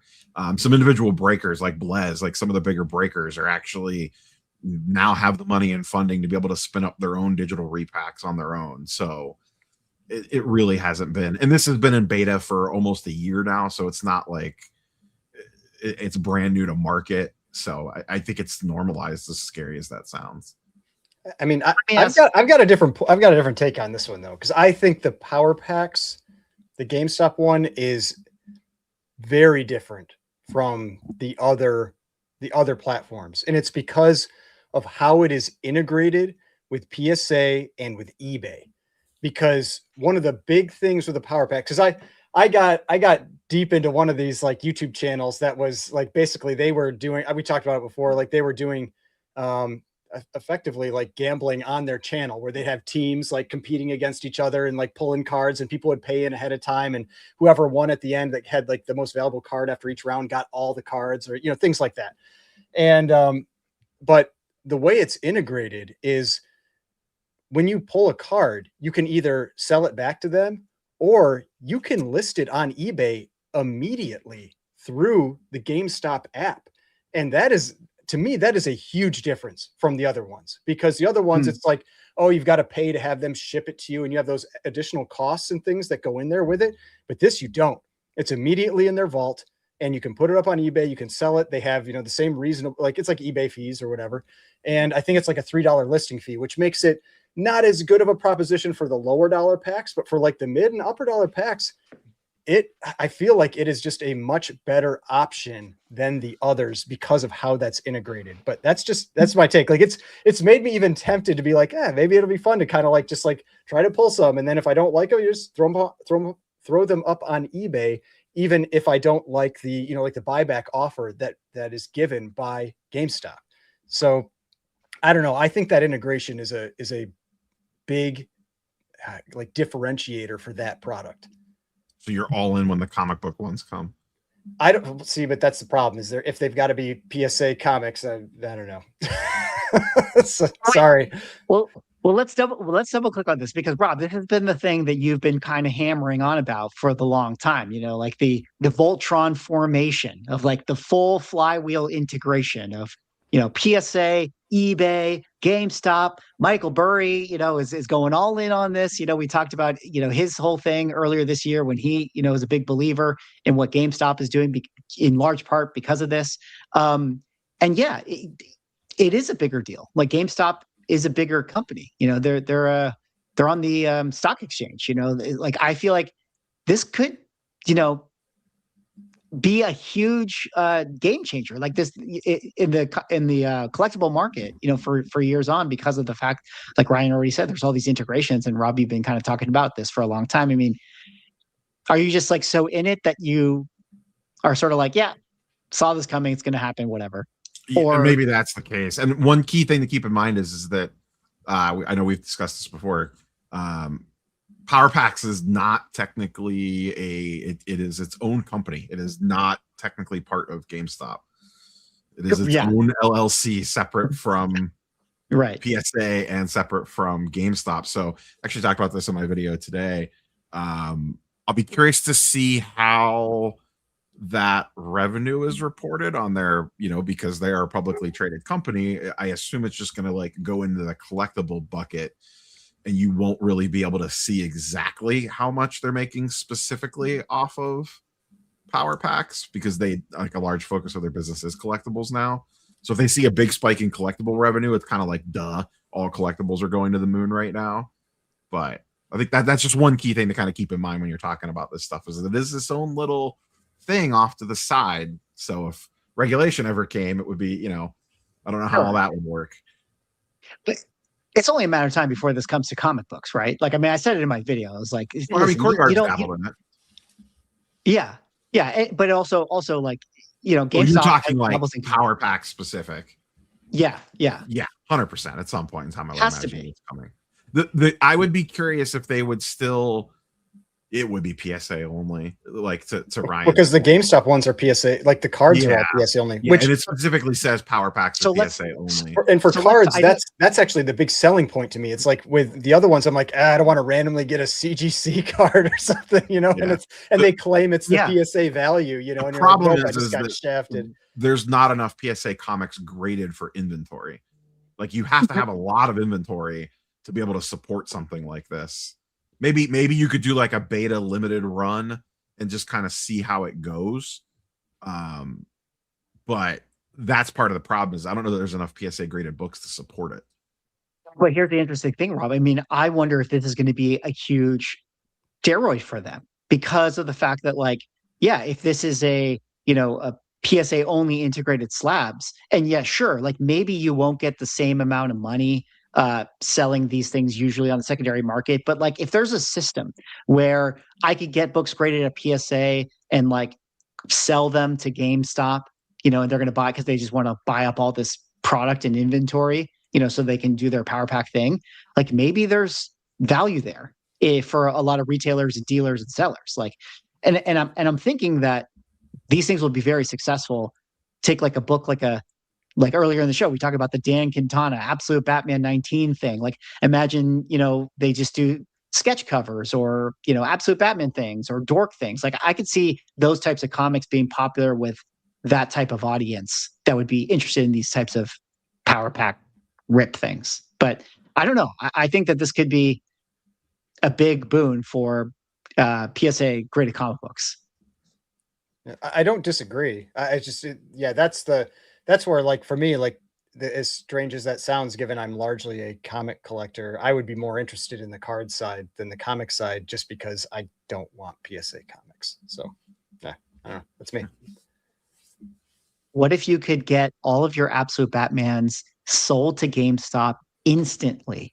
Even if you're leaving money on the table, it's just straight like, oh, all you got to do is drop it off at GameStop and you get, whatever the secondary market value is right now. Like, how convenient. Yeah. Oh yeah. No, I mean, it definitely, like if they started that, like how they have that immediate buyback, like you get the option for 2 days or whatever it is, where they give you an offer for things. Like I could see that being a potential driver for maybe more like bigger submitters to start sending books into PSA so they could get like instant cash flow out of it. Wow, that's really interesting. So if a power pack fueled by PSA comics happens, which sounds like from what you guys are saying, you guys are anticipating that it happens, and this whole the like from a collector acquiring the raw book to getting paid for it once grading it, if it all happens really streamlined, then yes, it obviously is going to incentivize a bunch of garbage being graded. But the mystery pack companies need garbage, and they need a little bit of good stuff in there too. And people are fine receiving garbage because they know that they're gambling. And so you could always just spend $30 to grade garbage and then sell it for like 30. Like, what if you had a built-in margin of 10 or 12% no matter what? Why would you not spend $1 million on crap and get $1.3 million back? I mean, the challenge is that, like, at least with the card side, they don't offer to buy everything.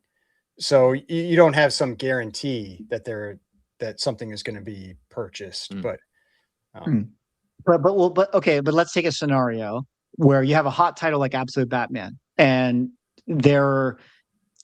every single issue release of Absolute Batman, there are big retailers out there that have big accounts with CGC that are like doing, hey, we're going to just send in 100 copies, instantly grade them with CGC, and then we're going to sell it to our customer base or whatever the case is, But if you know that you're a retailer and let's say you strike some understanding with PSA where they're going to do like Absolute Batman packs, then it's like, cool, I'll just buy 100 of the new issue. I'll get all the variants. I'll get all the 1 in 200s, the 1 in 20s, whatever. I'll just send them to PSA because I just know that that PSA/GameStop knows that they can do a Absolute Batman launch or whatever it is, like big titles. Like I think that could be a way for them to get some of these bigger accounts because those retailers, when they send all those books in, they're still selling them individually to like their various customers and things of that nature. But if you're a big retailer who could be like one click of a button, just sell it to GameStop, and they just know that it's big enough title. I don't know. I could just see that that's where it ends up going. How's the have you paid attention to the Courtyard ones at all, Swags? How have those been doing? Like, or anyone doing like degen content, like ripping those things? Or I haven't heard anyone talking about Courtyard other than but the higher dollar ones have been selling out though. I think the $200 or $500 ones. Like I went and looked, I don't know, maybe a couple of weeks ago, and there were certain ones that were sold out. Now I don't know how long they've been sold out, or if they're having trouble like getting inventory or what, but there definitely still seems to be interest given that. Yeah, I don't know how big those runs are when they put those together. I'm sure they're a little bit smaller compared to like a card one that they know they're going to like just basically print money on. Yeah. I think that there's probably still a little bit of interest in the comic stuff. I do know that they came out after their initial launch. They dropped another comic related launch. And then maybe there was some interest. And I do believe that they may have done some kind of partnership with Comics Elite or something. So it seems like they are sourcing a lot of the bigger dealers for inventory, which I guess, implies that they're selling, they need the inventory. So, it seems like it's doing pretty well, but I would imagine, of course, that the cards are doing better. Hey, Automatic, what's a Mike Baker sticker? Is that like the sticker that says this presents exceptionally well for its grade, that kind of thing? Yeah, that's a card thing. Oh, it's a card thing? Yeah, I don't know what a Mike Baker sticker is, so. Okay, and so someone in chat says, then thank you for the question, says, is there a Mike Baker sticker equivalent for PSA graded comic books yet? I haven't seen anything of the sort. Not for comics, but there are those stickers. There's the CVS, the CVA, I think it's CVA and EGS. Oh yeah, CVA. Yeah, and because CVA is the Comic Link one, and then EGS or X or whatever is the Comic Connect one. But And I would imagine yeah. that those can go on PSA Slab in theory, right? Why not? I mean, Yeah, yeah, yeah. they Yeah, probably all you're sell it. saying is that this looks better than what it actually is, or it's Yeah. an outstanding version Presents of well for whatever. the grade, you know. Yeah, like, basically. Yeah. Yeah. Mm. All right. Well, interesting stuff with gambling and all these things, and MSRP being dead. I feel like is it officially dead? And it feels like, yeah, like people are going to continue to go onto the secondary market and more. But let's kind of move on now to our next topic here, which is still within the wheelhouse of Tops. Rob, you were at the Tops conference, and one of the things that you mentioned here in your tweet was that Marvel card thing coming soon on an original art set, redemption for the actual OA of the card. So I guess Tops is coming out with their official first kind of Marvel trading card set. Manu got really, really excited. He's ready to drop tens of thousands of dollars on it, in order to get sealed product. You had one picture you shared with us that had a Black Panther on it. So there's kind of presumably the card right here. But what did you kind of make of what this product is, and what's kind of this OA redemption? Catch us up to speed here. Details are sparse, to say the least. It is called Illustrious. That's all that we know. And then we know who the primary artist is. And to be upfront, Topps has done a bunch of Marvel releases already. Basically, none of them have had much, if any, original artwork in it. It's essentially been like screen use stuff from MCU stuff or images from comic books or whatever. But this is their first. I mean, I think they said something like a higher end. So this gives me, I guess, maybe they're going for their first run at like a Masterpieces vibes. I don't want to say that for sure. We know very little about this. So, but one of the things that they teased was that there'll be redemptions in the product that you could send in to get the actual original art of a particular card. Which do we know how big Ando Santos did that with Marvel Masterpieces, I know, and I think Manu, that's not even the first time that's been done, right? No, but that's something that, remember I said I want to tell a little story about a redemption. It has to do directly with Dan Dos Santos' set and some nonsense that Upper Deck did. But if we get to that, I'll tell the story. But it hasn't been the first time, no. In fact, 1996 Marvel Masterpieces has a very rare redemption for some of the Julie Bell and Boris Vallejo paintings. We just don't remember that because we were 7 years old collecting it. But it is notorious that people don't know where those paintings were, how many got redeemed, so on and so forth. But that might have actually been the first time, and those paintings are worth hundreds of thousands of dollars. Do we know how big the original art is? Is it like normal card art that's like pretty small, or is it? This was literally like a 30-second, like a 60-second teaser of something that probably won't even be out this year, maybe next year. So let me ask this and just kind of clarify, and Manu or Rob, you can kind of take this one, just so I understand it. Correct me if I'm wrong. So Upper Deck for the longest time had the Marvel trading card license. They were the ones doing all these sets, Marvel Masterpieces, things of that nature. I think it was around 2022 or 23, something like that, where they lost the set or Topps took it over. Last year. Yeah, okay, transition last year. And so this is the first kind of new Marvel trading card, like really true official Marvel trading card set that has come out in X number of years, or would be the first. No, I mean, no, they've done plenty of Marvel sets. They just haven't done any OA sets. Sorry, what I mean is OA, like meaning like, hey, we're going to do like real trading card art for. Whereas Upper Deck was doing that on the regular. Not every Upper Deck release was OA, but many more of them were OA than non-OA. Yeah. The Upper Deck had been they reprinted some of the Just Go stuff. I remember that was kind of like their last run. So I guess, Manu, from a Marvel trading card perspective, like where that market is at, like, is this going to be a huge set? Like, do I need to buy some boxes here? What do I, get me up to speed. How do I make money like all these gambling guys out there? We know we know very little, right? And from what I just gathered, that it might be an original art set. It might be dedicated majority to one artist, which is in the vein of what Masterpieces used to do. But in Masterpieces sets, most of the Upper Deck has a brand called Marvel Masterpieces. It didn't cross over to Topps because that wasn't a Marvel thing. That was owned by Upper Deck. In any case, Most of the Marvel Masterpieces sets historically have been one artist. 1996 Marvel Masterpieces, in that case, it was two artists, husband and wife, Julie Bell, Boris Vallejo. 1994 Masterpieces was the Hildebrandt brothers, two artists, but they're brothers. And some sets like 95 Masterpieces were a bunch of artists put together, but it didn't go on to be one of the more legendary, more remembered sets. But for nostalgia purposes, we all do love it.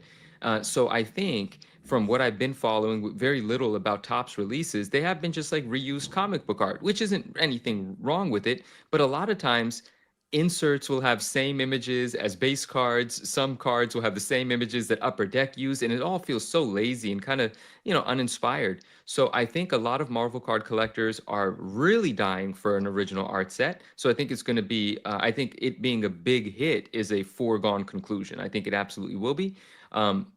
This idea of having the OA redeemed. Now, I don't know, like, is every OA from the set a redeemable thing, or are they picking a few to make that the redeemable chase? Like, that would be really great to find out. That would be awesome. And so anyway, short and well, so long for that. But yes, it's going to be a big hit because we want it. We want an original art set from Topps to come out. We want Topps to think about Marvel in a more prideful way. And a more prideful way to do that would be to dedicate a year of an artist's life to paint all of these beautiful images. And I don't even know if they're paintings. Is that artist paint? Is this digital? Oh, no, I sorry. linked If the there's artist. OA, they're probably They paintings, announced the artist. I right? don't remember who it is off the top of my head. They said the artist on the stage. So if you have the DM, you could. I don't know the artist because that's not my world. Yeah. So that's cool. See, that's that modern side of modern Marvel where there's numbered cards and there's all these, manufactured sort of rarities.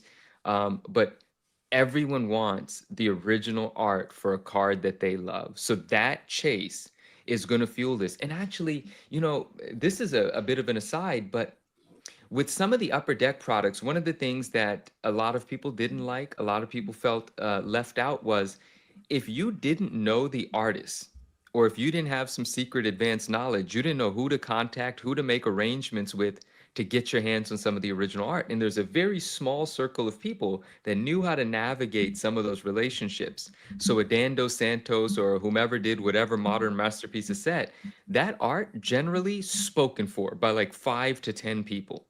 No one had a shot at it. And the only way they would have a shot at it is if it went to auction and sold for 20,000, 10,000, 50,000.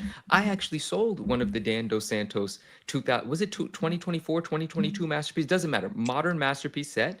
I actually sold one of the original Dan Dos Santos paintings, right? And it was a 5-figure painting. And so, but the way that his art was distributed at first was this private invite-only event, not handled by Upper Deck, handled by Dan Dos Santos and a member of the Marvel card community who communicated that to some of the people that he was really close with, and they were the only people that had access to go buy this stuff, and they created the secondary market. So the consumer base, the general collector, felt shafted, felt like that was not friendly, right? And so this, if it is all just a chase card and redeemable, kind of opens it up so that your collector at home that's just opening hobby boxes has a shot at it. And I quite like that, actually. And I hope they handle it really well. And if I may go on for a moment more, I do want to jump into that Upper Deck story.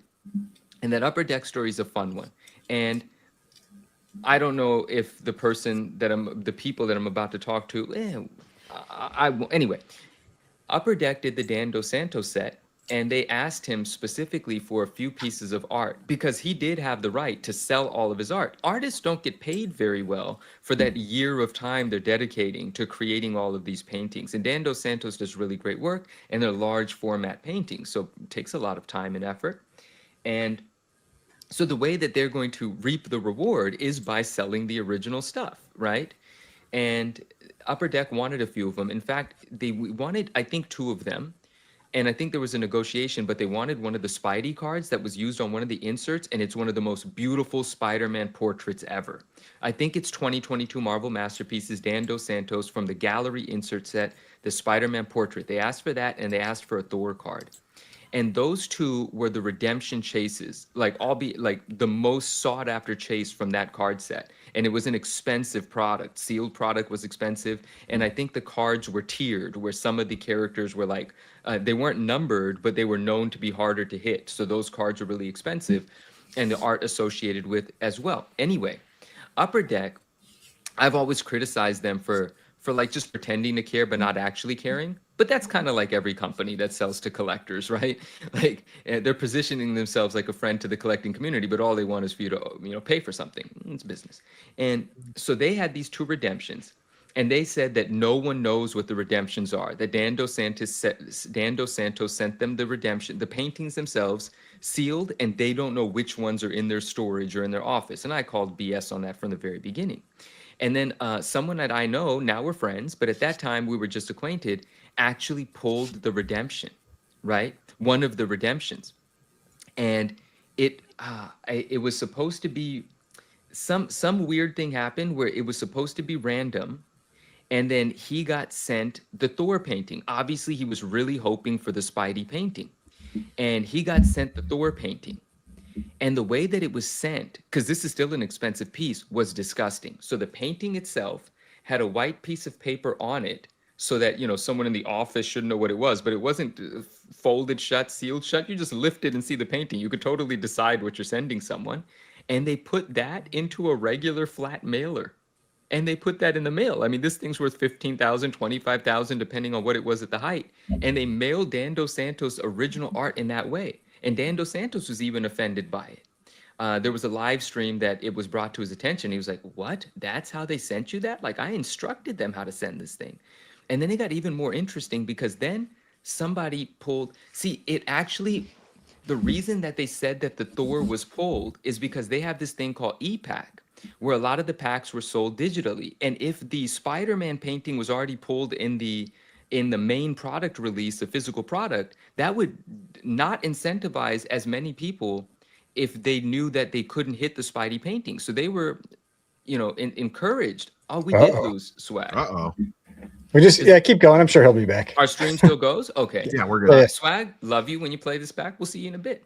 And so there he is. Okay, he's in here. Okay, fantastic. So anyway, friend pulls the Thor painting. I'll wrap this up, right? Whatever. They ship him the Thor painting, and I thought that's complete nonsense. There's no way that it's random that he got the Thor. They purposely gave him the Thor to keep the Spider-Man alive because e-pack needs to sell out. The digital release of the product still needs to sell out. That chase needs to be alive. And then some weird thing happened that someone hit the redemption, and the redemption card or the redemption something that came with it actually said the word Thor on it. Okay? And people in the community saw this and they're like, wait a second. I hit the first redemption and I got the Thor, but the second redemption had something implying that it was the Thor painting.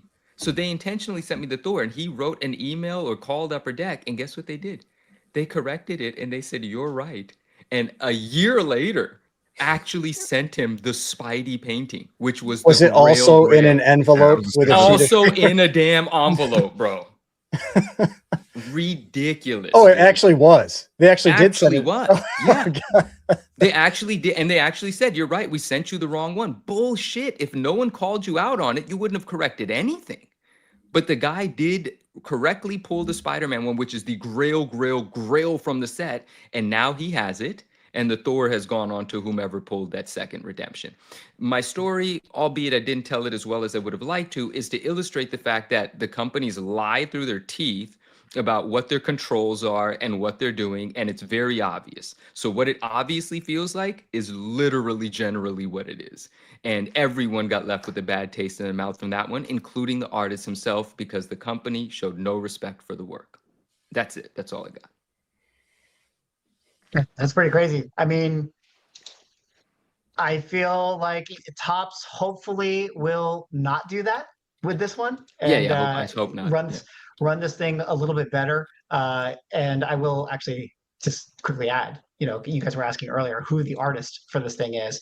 This is the one for this particular set, Felipe Massafera. And just wanted to point out, I was looking at some of his work. Seems like he does paintings right here, full color. So I would assume that the art is going to be similar in that sense. That looks very Marvel masterpiece-y to me. Yeah.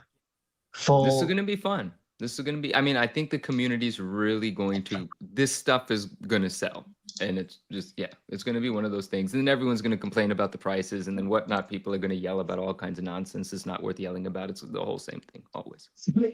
Can I ask, Rob, based on how Topps has been doing some of their products, like, would you guess, like, are these going to be like numbered cards? Do you think that they're going to do Oh, we'll like 100% chases? Like, be like some how form of would you, numbered hits in these. In okay, this. how would you guess that they would do it? I guess because I think back to like Upper Deck would do like what the precious metal gem style, and then I mean, their inserts and everything. there'll be parallels of all the base cards. There'll be inserts. They'll do the full gambit on this. Right, right. Well, Marvel cards are exploding, Manu. Yeah, And Donruss is still doing fine. It is a little lower than it was when we talked about it, but that's what we said. But Marvel cards are kind of exciting right now. Yeah. yeah, absolutely.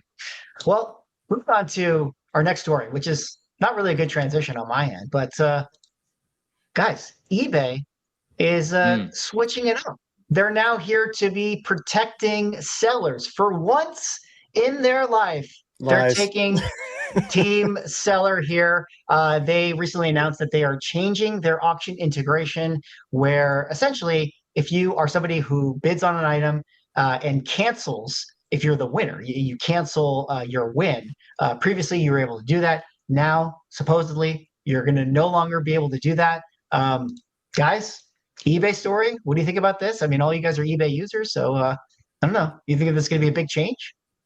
I mean, it adds one little bit of, I would say, I guess, like inconvenience to the buyer to canceling something. So maybe it takes care of like a small percentage of cancellations.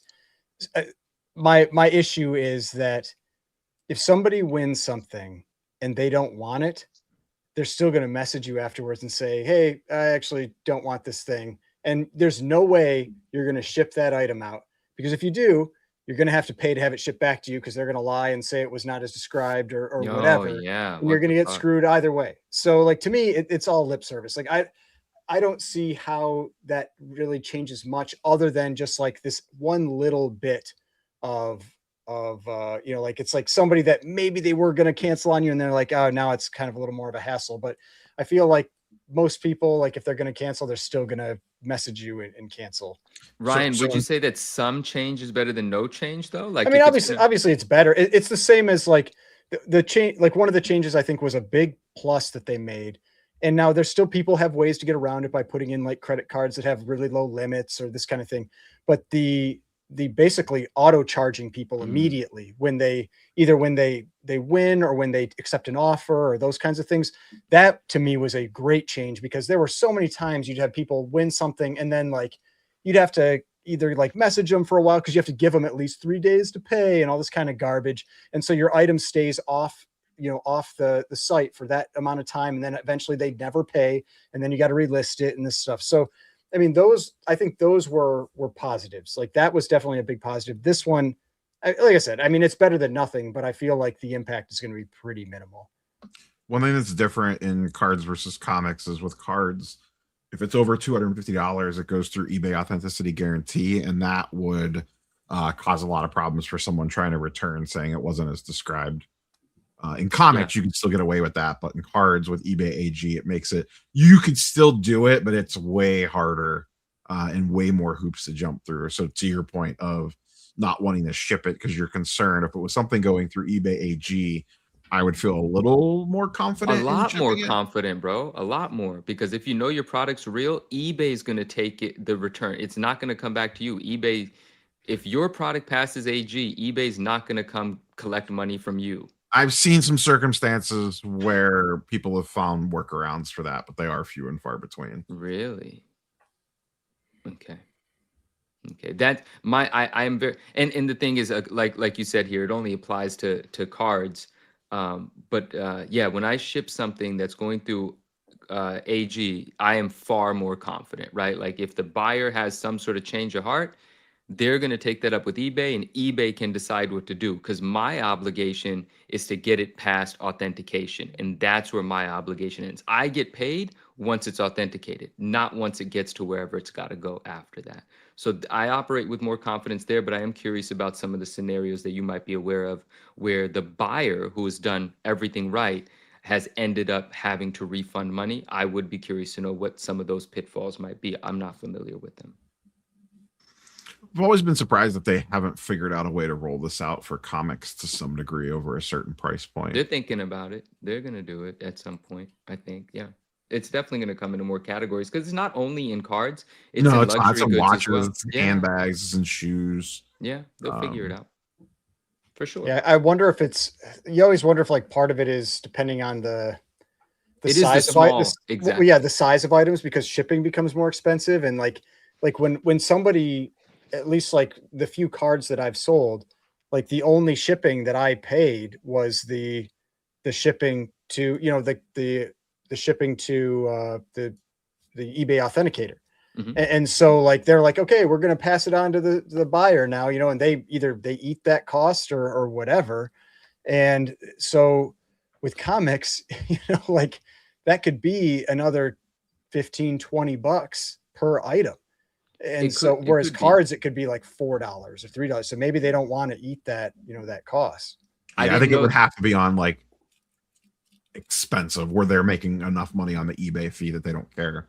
Yeah, and I didn't know you were talking about the physical size. When I was agreeing with you, I thought you were talking about the size of the market because comic books happens to be a very small market compared to. No, I'm talking about the cards. actual size of the item itself. I got you. Yeah, could be part of the factor, but I mean, it could be part of it. But they do see the comic book market as growing as well, so that's really good, and they're thinking about things. I mean, because there are big comics that sell on eBay.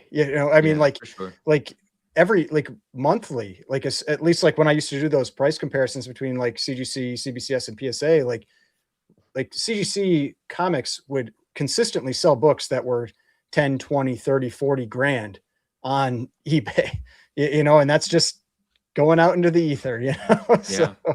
Hey, Swag, really quick. Again, I want to do whenever you're at the end, just punch me in for a little bit of random shit that I want to talk about that I have to report on, if you will. I feel like we need to, what we need to do? We need to do like Manu's Minute or some kind. We need to catch that, your name that works. at the end of the show that for works. like some secret topic that Manu is going to bring up. So yeah, everyone can look forward to that. Who wants to sponsor Manu's Minute? Yeah, we need a show sponsor for Manu's Minute. That'd be cool. But then my whole minute would go to whoever fucking bought it. That sounds like a good sponsorship opportunity for like erectile dysfunction pill. Damn, that's hilarious, bro. Dude, actually, a little bit of sidebar. I would love to shill Blue Chew on Swaggle YouTube channel. Manu's Minute sponsored by Blue Chew. I think, yeah. Stop it. No. Let that be Swag's thing. Let that be Swag's thing. I'll find someone else, No. Because that would mean you would have to go. The whole shtick would be you have to go longer than a minute. Yeah. He said longer. Yeah. Oh, that's good. He said longer. That's really good. That's where your head was at. Yeah. This is all kind of innuendo here. Oh my god. No. You have to last longer than a minute. Fucking A. The Blue Chew is gonna help Manu's Minute maybe last to 3 minutes. There's the ad. Run it again. Clip this. Yeah, we're gonna use that to pitch. That's our pitch deck right there. Yeah, and then we'll give like tips about how to hunt, and it'll be called just a tip, not just but you say it fast anyway. Yeah. Well, this is going to be a difficult transition to go into manga, but I'm going to do it anyways. We had this post that at this point came out a little while ago, but I thought that this was interesting because, we in our last show talked about some of the crazy sales with manga. And then I decided to kind of put together, with you guys a little bit of this Instagram posts that just kind of highlighted the big differences in the manga price jumps. And Rob, you weren't here for this conversation, but what was interesting about this post is that, for me on my Instagram, it went very viral. And there was a lot of people talking about this within the space. All the manga defenders were, coming out and saying, oh, just you wait, you guys don't understand manga to the moon. And then there was all the manga haters, and there's tons of manga haters that were like, this thing's going to crash. It's going to zero. Guys, I don't know. Did you have any little comments on this? I just thought the comment section in and of itself was very entertaining, to say the least. Yeah, I mean, my take is still the same. Like, I think that there is a market for it, but I think it is priced into the future right now.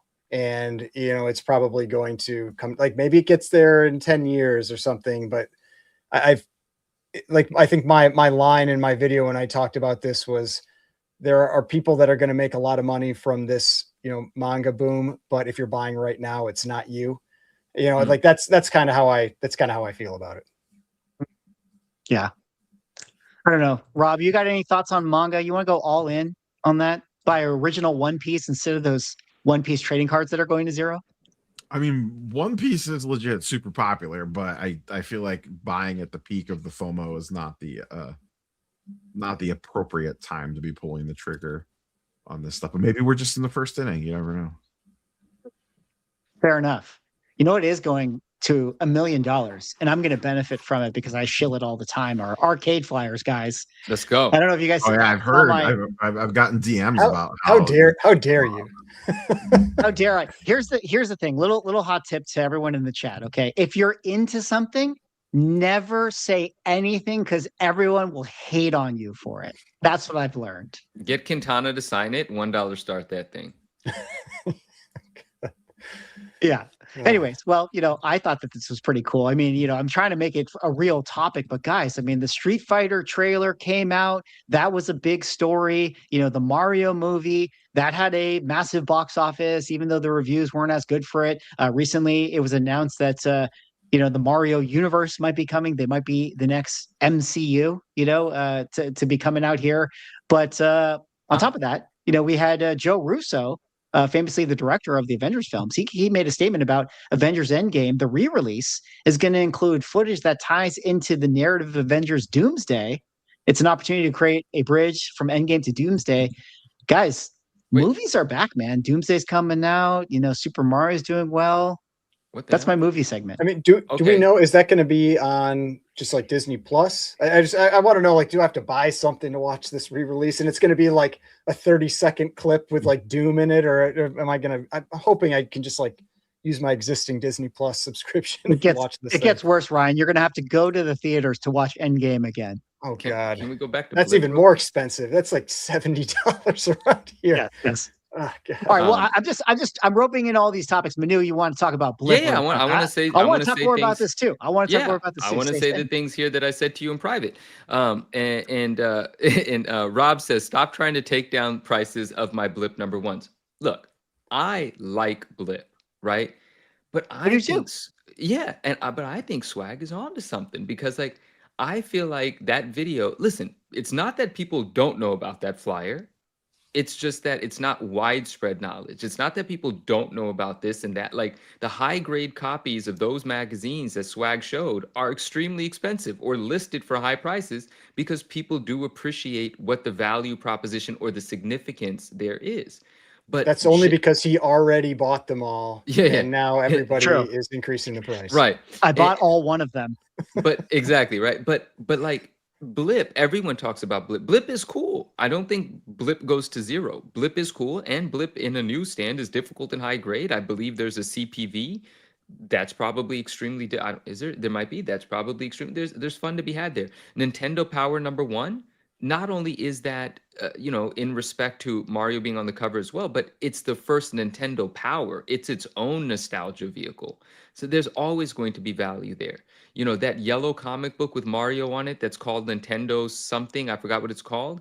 Systems. And Nintendo Yeah, Systems. Nintendo Comic Systems. That thing is awesome. It's always going to be, but it has another key significance. It's the first book, and correct me if I'm wrong, that sports the Valiant logo on the front. And then Swag educated me that it's the first appearance of who? Link? What? Link in comics. Link in comics, right? So there's significance there. But like, I feel like this video puts out information for people that didn't have it before, and it's going to be historically significant. The video in itself, I think there's an education in this video, and I agree with what makes these items cool. Like a flyer that calls Mario for the first time ever, that's pretty cool, right? Or the Japanese version of the flyer that I believe you said in the video is the same exact artwork as the actual arcade game machine, right?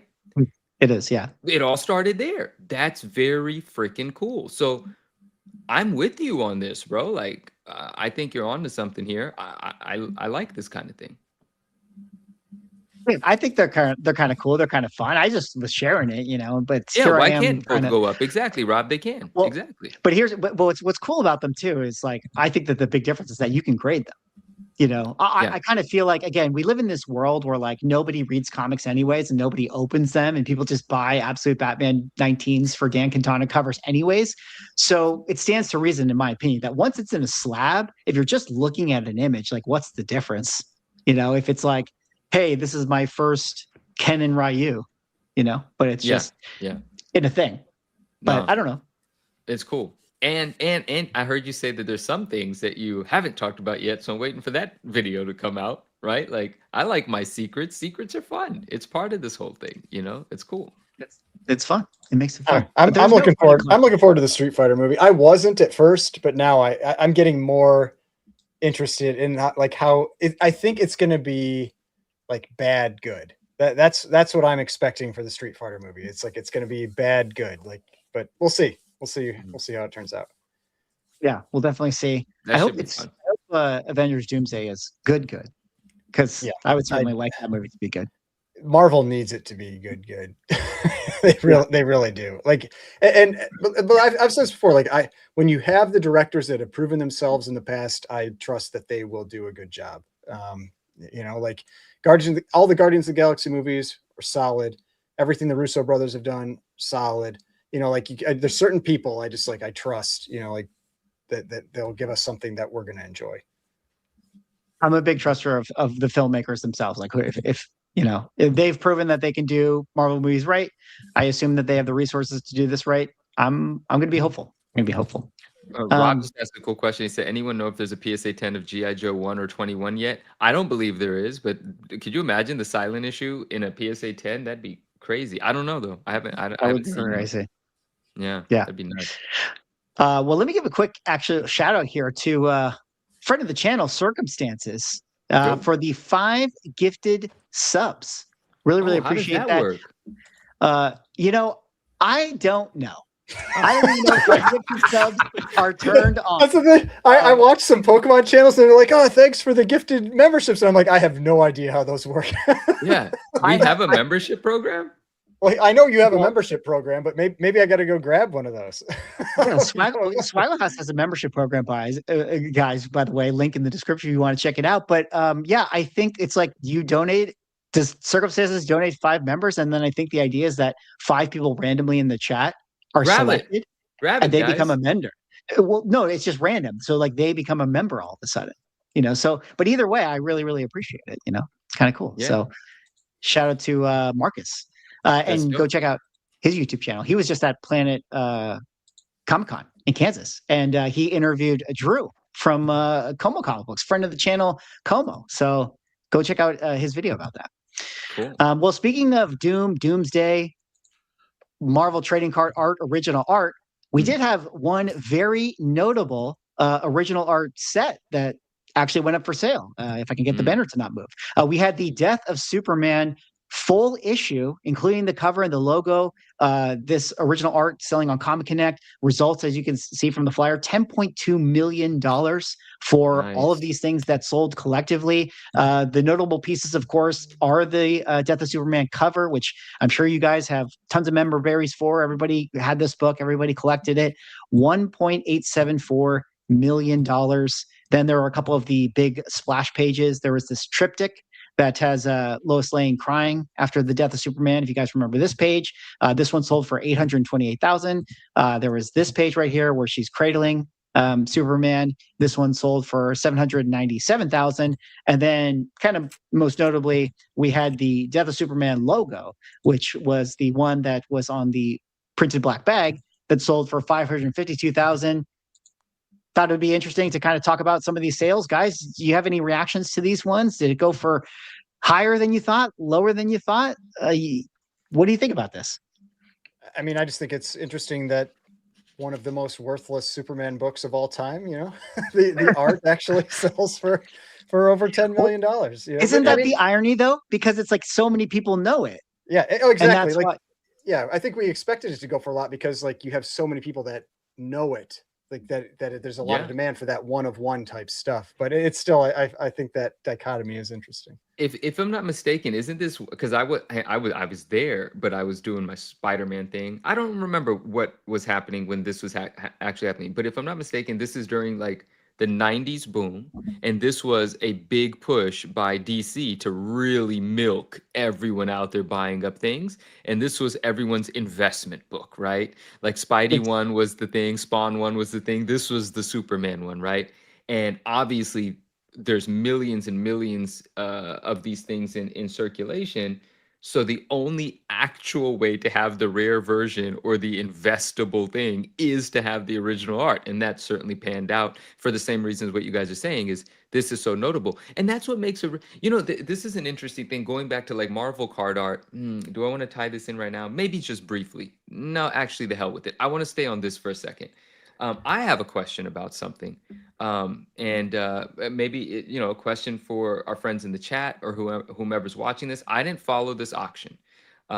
It wasn't a passion thing of mine, and I knew that eventually I'd find out the numbers that the things did, and that'd be cool to know. So now we know, right? $10 million, a bunch of the stuff associated with one of the most memorable events in comic books, in one of the highest points in comic book collecting history, but the logo, the Superman logo, and this has been brought to my attention a few times now, the Superman logo that sold, the original, is not the exact version that's on the actual bag for the book, but it is actually printed in that same version, the same sort of drops, the details that were sold are printed on something else that was published later. But wasn't that listing sold or that item sold as if it were the one printed on the bag? And I'm not saying it isn't. Maybe something changed later before they printed it, but does anyone know why it's a different piece or that those details are different? Because that's very interesting to me. And so that I don't know anything about it, but that's a question I'd like to have answered. Why is the piece that sold not exactly the same as what's printed on the bag, but it was sold as the piece printed on the bag and sold for $500,000? Yeah, there have been people that have talked about that, a little bit of discrepancies between this logo and the original published logo, or at least what appeared on the bag. But it's unclear if it's like, oh, well, is that just like part of the process, digital alterations, like how, who really knows? It says right here, this bloody version of Superman emblem, which became the symbol that embodied the entire concept of DC Death of Superman event, is still over 30 years later an image that instantly calls up that specific moment in time. The shield was famously used as the cover of the bagged memorial edition of Superman 75. So, this is presented as the original logo. Right. So there's some backstory there that I would love to know. I don't know it. I would love to know, like, what happened between this being created, but a slightly altered version of this being printed on the bag that went on to be famous, but this exact version being printed on something less known. I would love to know. That's all. Yeah. Because I'm guessing only a few people know or can answer that question, and they aren't on this group right here. Are you not here, guys? Come on, original creators. They could be in the chat. I don't know, but yeah. So anyway, that's cool though. Congratulations to everybody that picked up a massive piece of 90s collecting history. Pretty notable. I mean, Rob, you got any Death of Superman nostalgia? You buy it back in the day? Marvel guy back then. Like, I mean, I remember when it happened. I remember buying the book just because I felt like I had to. But sure, right. I was in my peak Jim Lee Marvel era, and all that other stuff was coming out in the early 90s. Yeah, I didn't buy this. I bought the Spider-Man stuff, but I didn't buy this, and I didn't buy Spawn. Yeah, this is my X-Men, Wolverine, and Chasing Marvel Universe sets. Yeah, I have so many of the X-Men ones sealed and the X-Force ones sealed. I was definitely more of a Marvel guy. Yeah, I was all on board with that too. But it is interesting because, like, Manu, you asked that question. Well, the time was, but yeah, like you guys, I was Jim Lee X-Men. That was what was hot. It was Mark Bagley, Carnage, Spawn. Dude. All the Image launches, and I wasn't DC. Like I didn't collect any DC. However, when this happened, I definitely bought this issue. And some of the subsequent like him coming back alive. I remember he had the white bag where he came back to life and all that stuff. And what's funny too is like if you go back and watch like some videos that came out at the time, like there's news stories about like, you know, how crazy that comic book was, and everybody, yeah, to your point, was buying it because it was going to be, you know, the thing that bought them their private island. And then there were like some like notable, God, I can't remember the name of it, but somebody in the chat's going to know, kind of like a comic book commentator who had like went on some rant talking about how like this is like, you know, such a DC just, you know, money grab, like Superman has actually died before. I wish I had this video. It's actually so funny. He's a very notable writer of that time. But, you know, if that had come out in this day and age where we have social media, there'd be so many YouTubers just making fun of like the death of Superman, if that was the big launch, you know, at that time. But, you know, different world back then. Has the Batman Broken Back OA ever sold? Oh, I don't know. I don't know. I don't think so. I don't know. Or where does anyone even know if it exists? I guess maybe is the better question.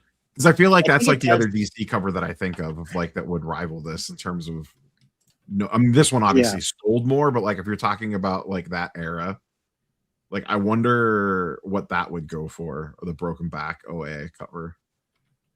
I think that one does exist. I feel like I've seen it before, like on a Comic Art Fans webpage or something like that. Yeah, sure. I don't know if it's ever sold within any recent time.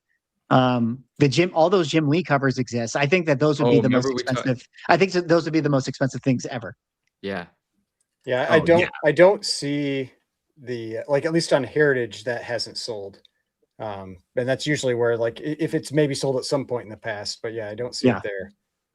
You know what sold on Heritage? Speaking of these things, dude, the X-Men Danger Room set that is like the Jim Lee set from the cards, that sold in 2012 for like I think it was like $25K or something like that. I'm like, that's dude, pretty this is decent for 2012 though. No, that seems like a lot for 2012. Yeah, I was shocked. I thought you were going to say $2,500 or something. Yeah, you know? I was waiting for like some $3,000 number to come. I mean, in 2012, that's when that McFarlane ASM 328 sold for like 600 grand. That was a big number too. Yeah, that's like wild. that was the biggest McFarlane number for until I think now. Like okay, look, just for fun, on that Danger Room set, that time period seems like a ton. Yeah, but and I wonder if Tom Fish owns that too. No, I mean it's not part of the whole book thing because he owns everything related to the book, every cover, every pinup, like that kind of thing. That's amazing. But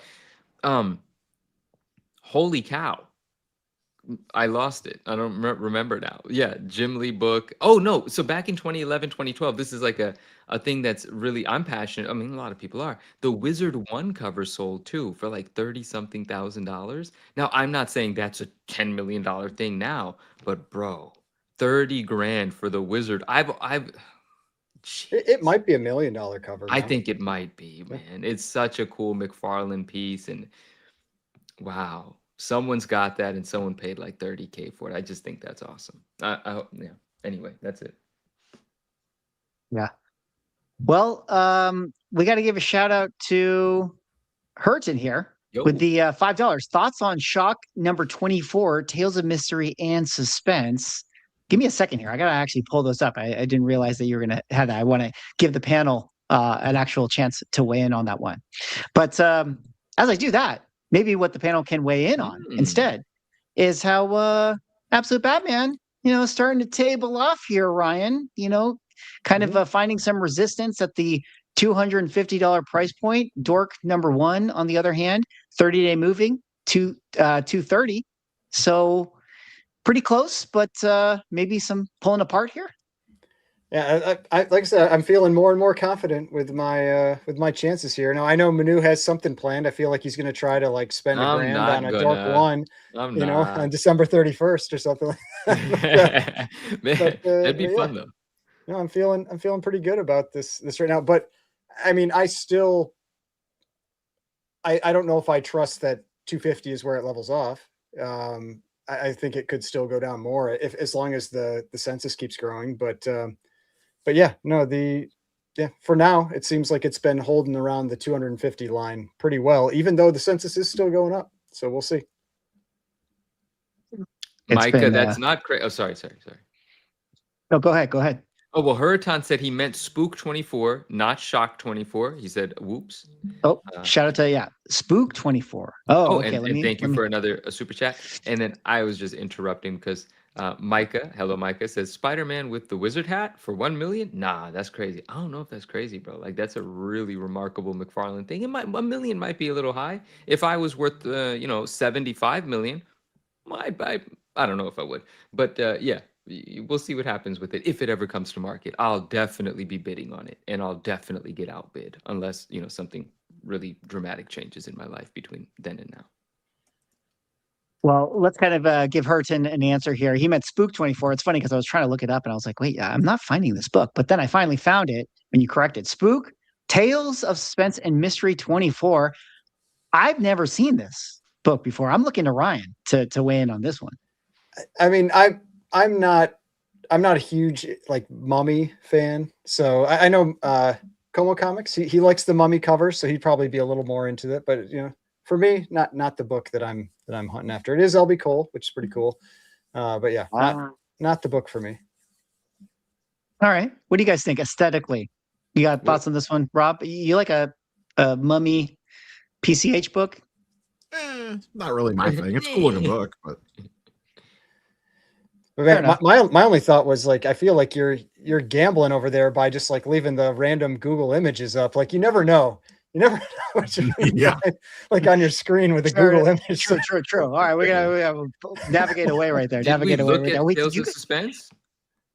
Can we look at your Google image search history while we're up there? Like what's going on?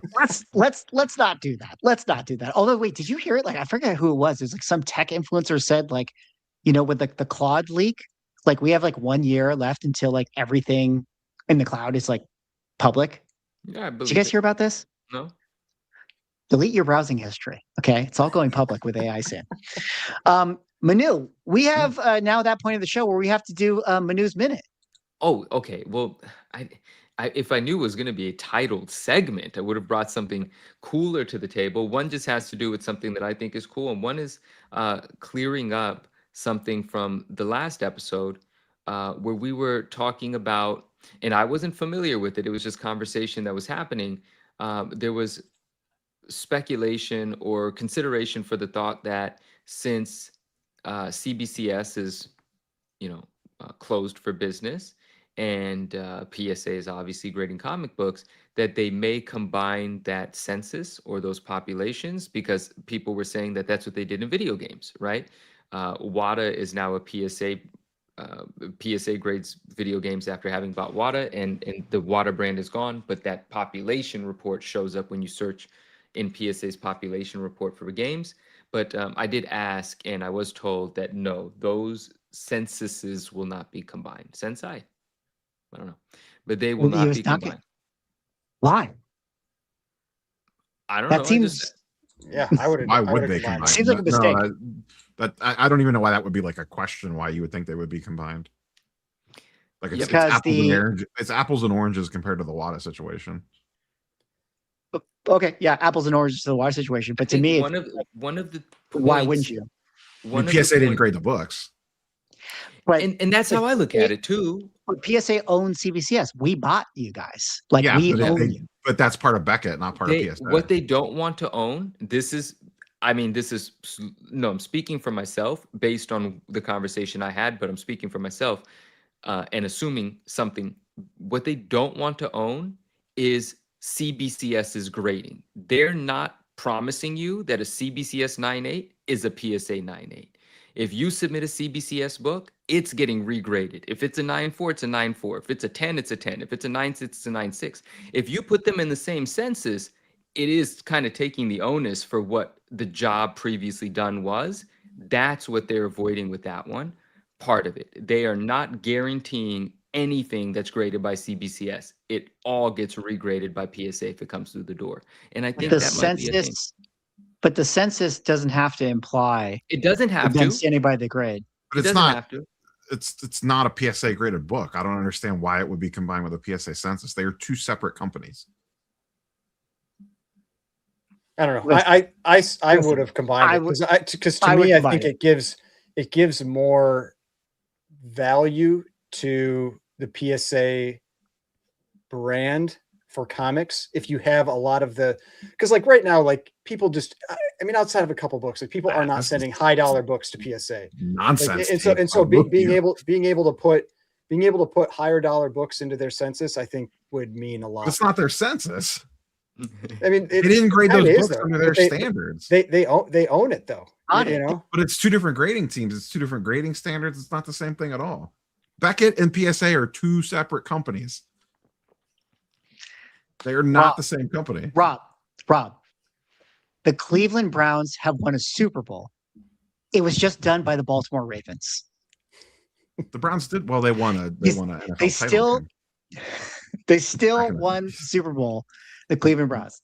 No, I don't know. That was my push at my analogy of trying to make this work. PSA is never going to degrade their brand by putting a lesser brand on their census or Pop Report or anything else. You get CBCS's name out your mouth. Yo, Philip just said Don't you something. slander CBCS. Philip just said something. Oh, sorry. Carry on. You guys are having. I like what I've delivered here. I'm just making jokes. Jokes are good. Jokes are good. You know. All right, yeah. Philip says, and this is cool.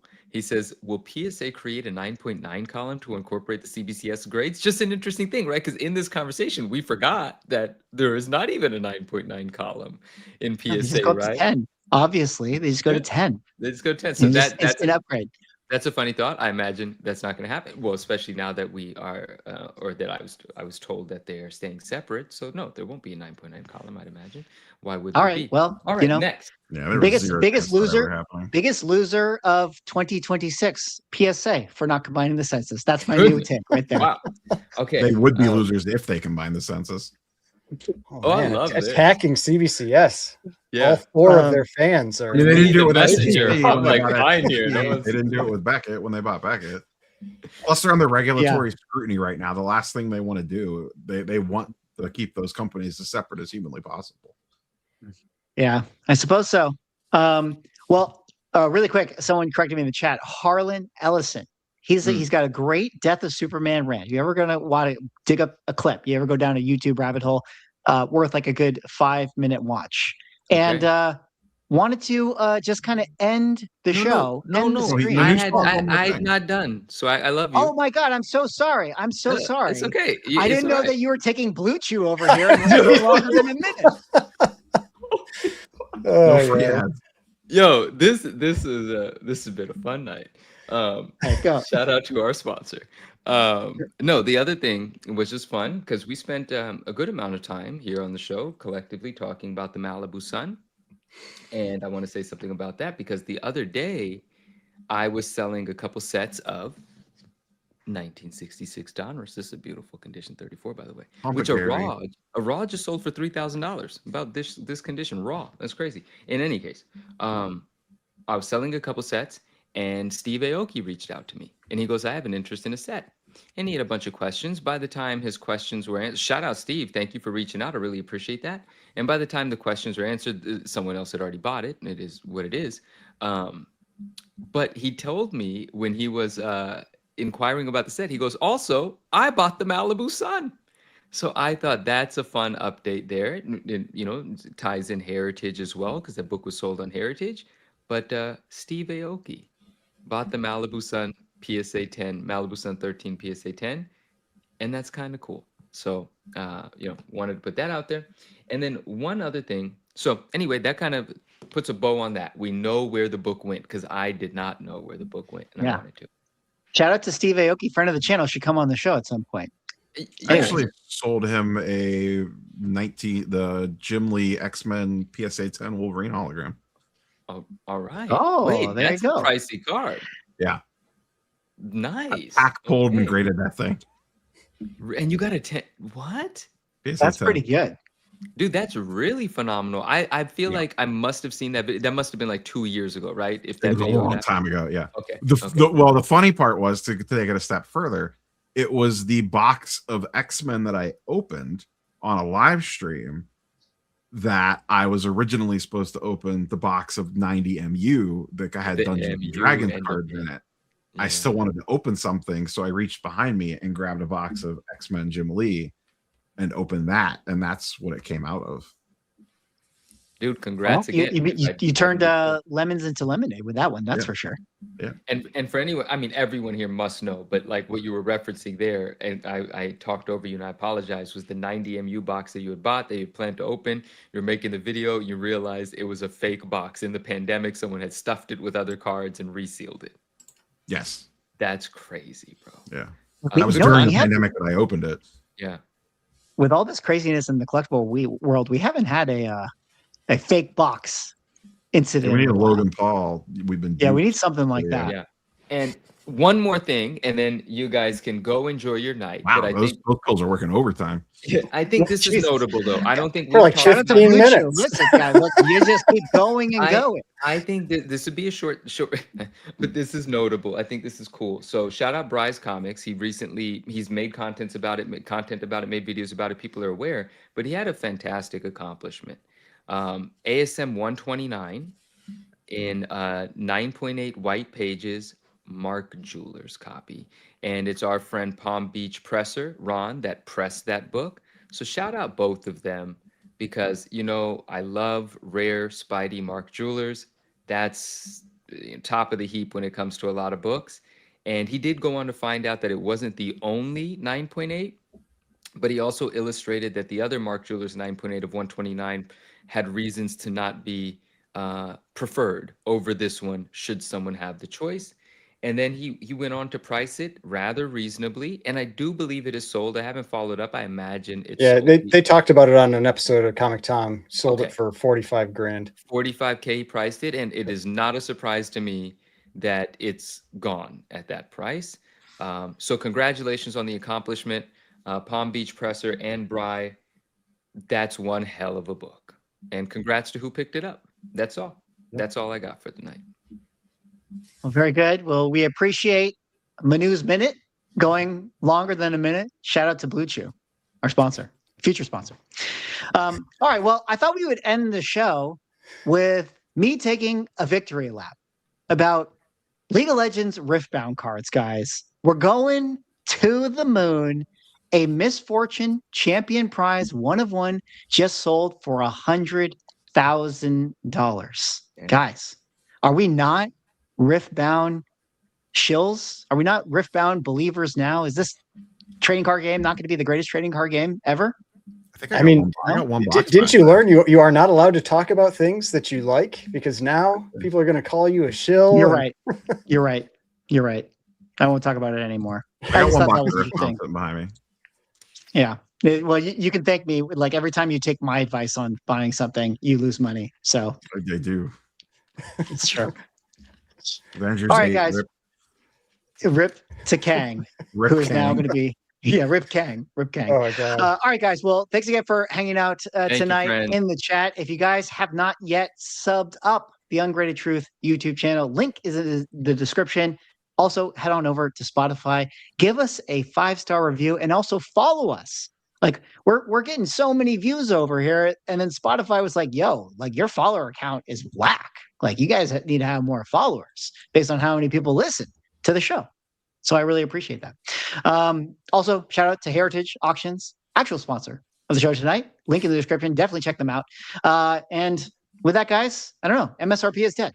So thank you all so much for hanging out. Thank you all for watching. And thank you to my co-hosts for joining me tonight. See you all in the next show. Detective Comics set a record for 1.8 million. Nobody really cares. Who are annoyed that people are asking them questions, is this book banned? That question didn't exist a year ago.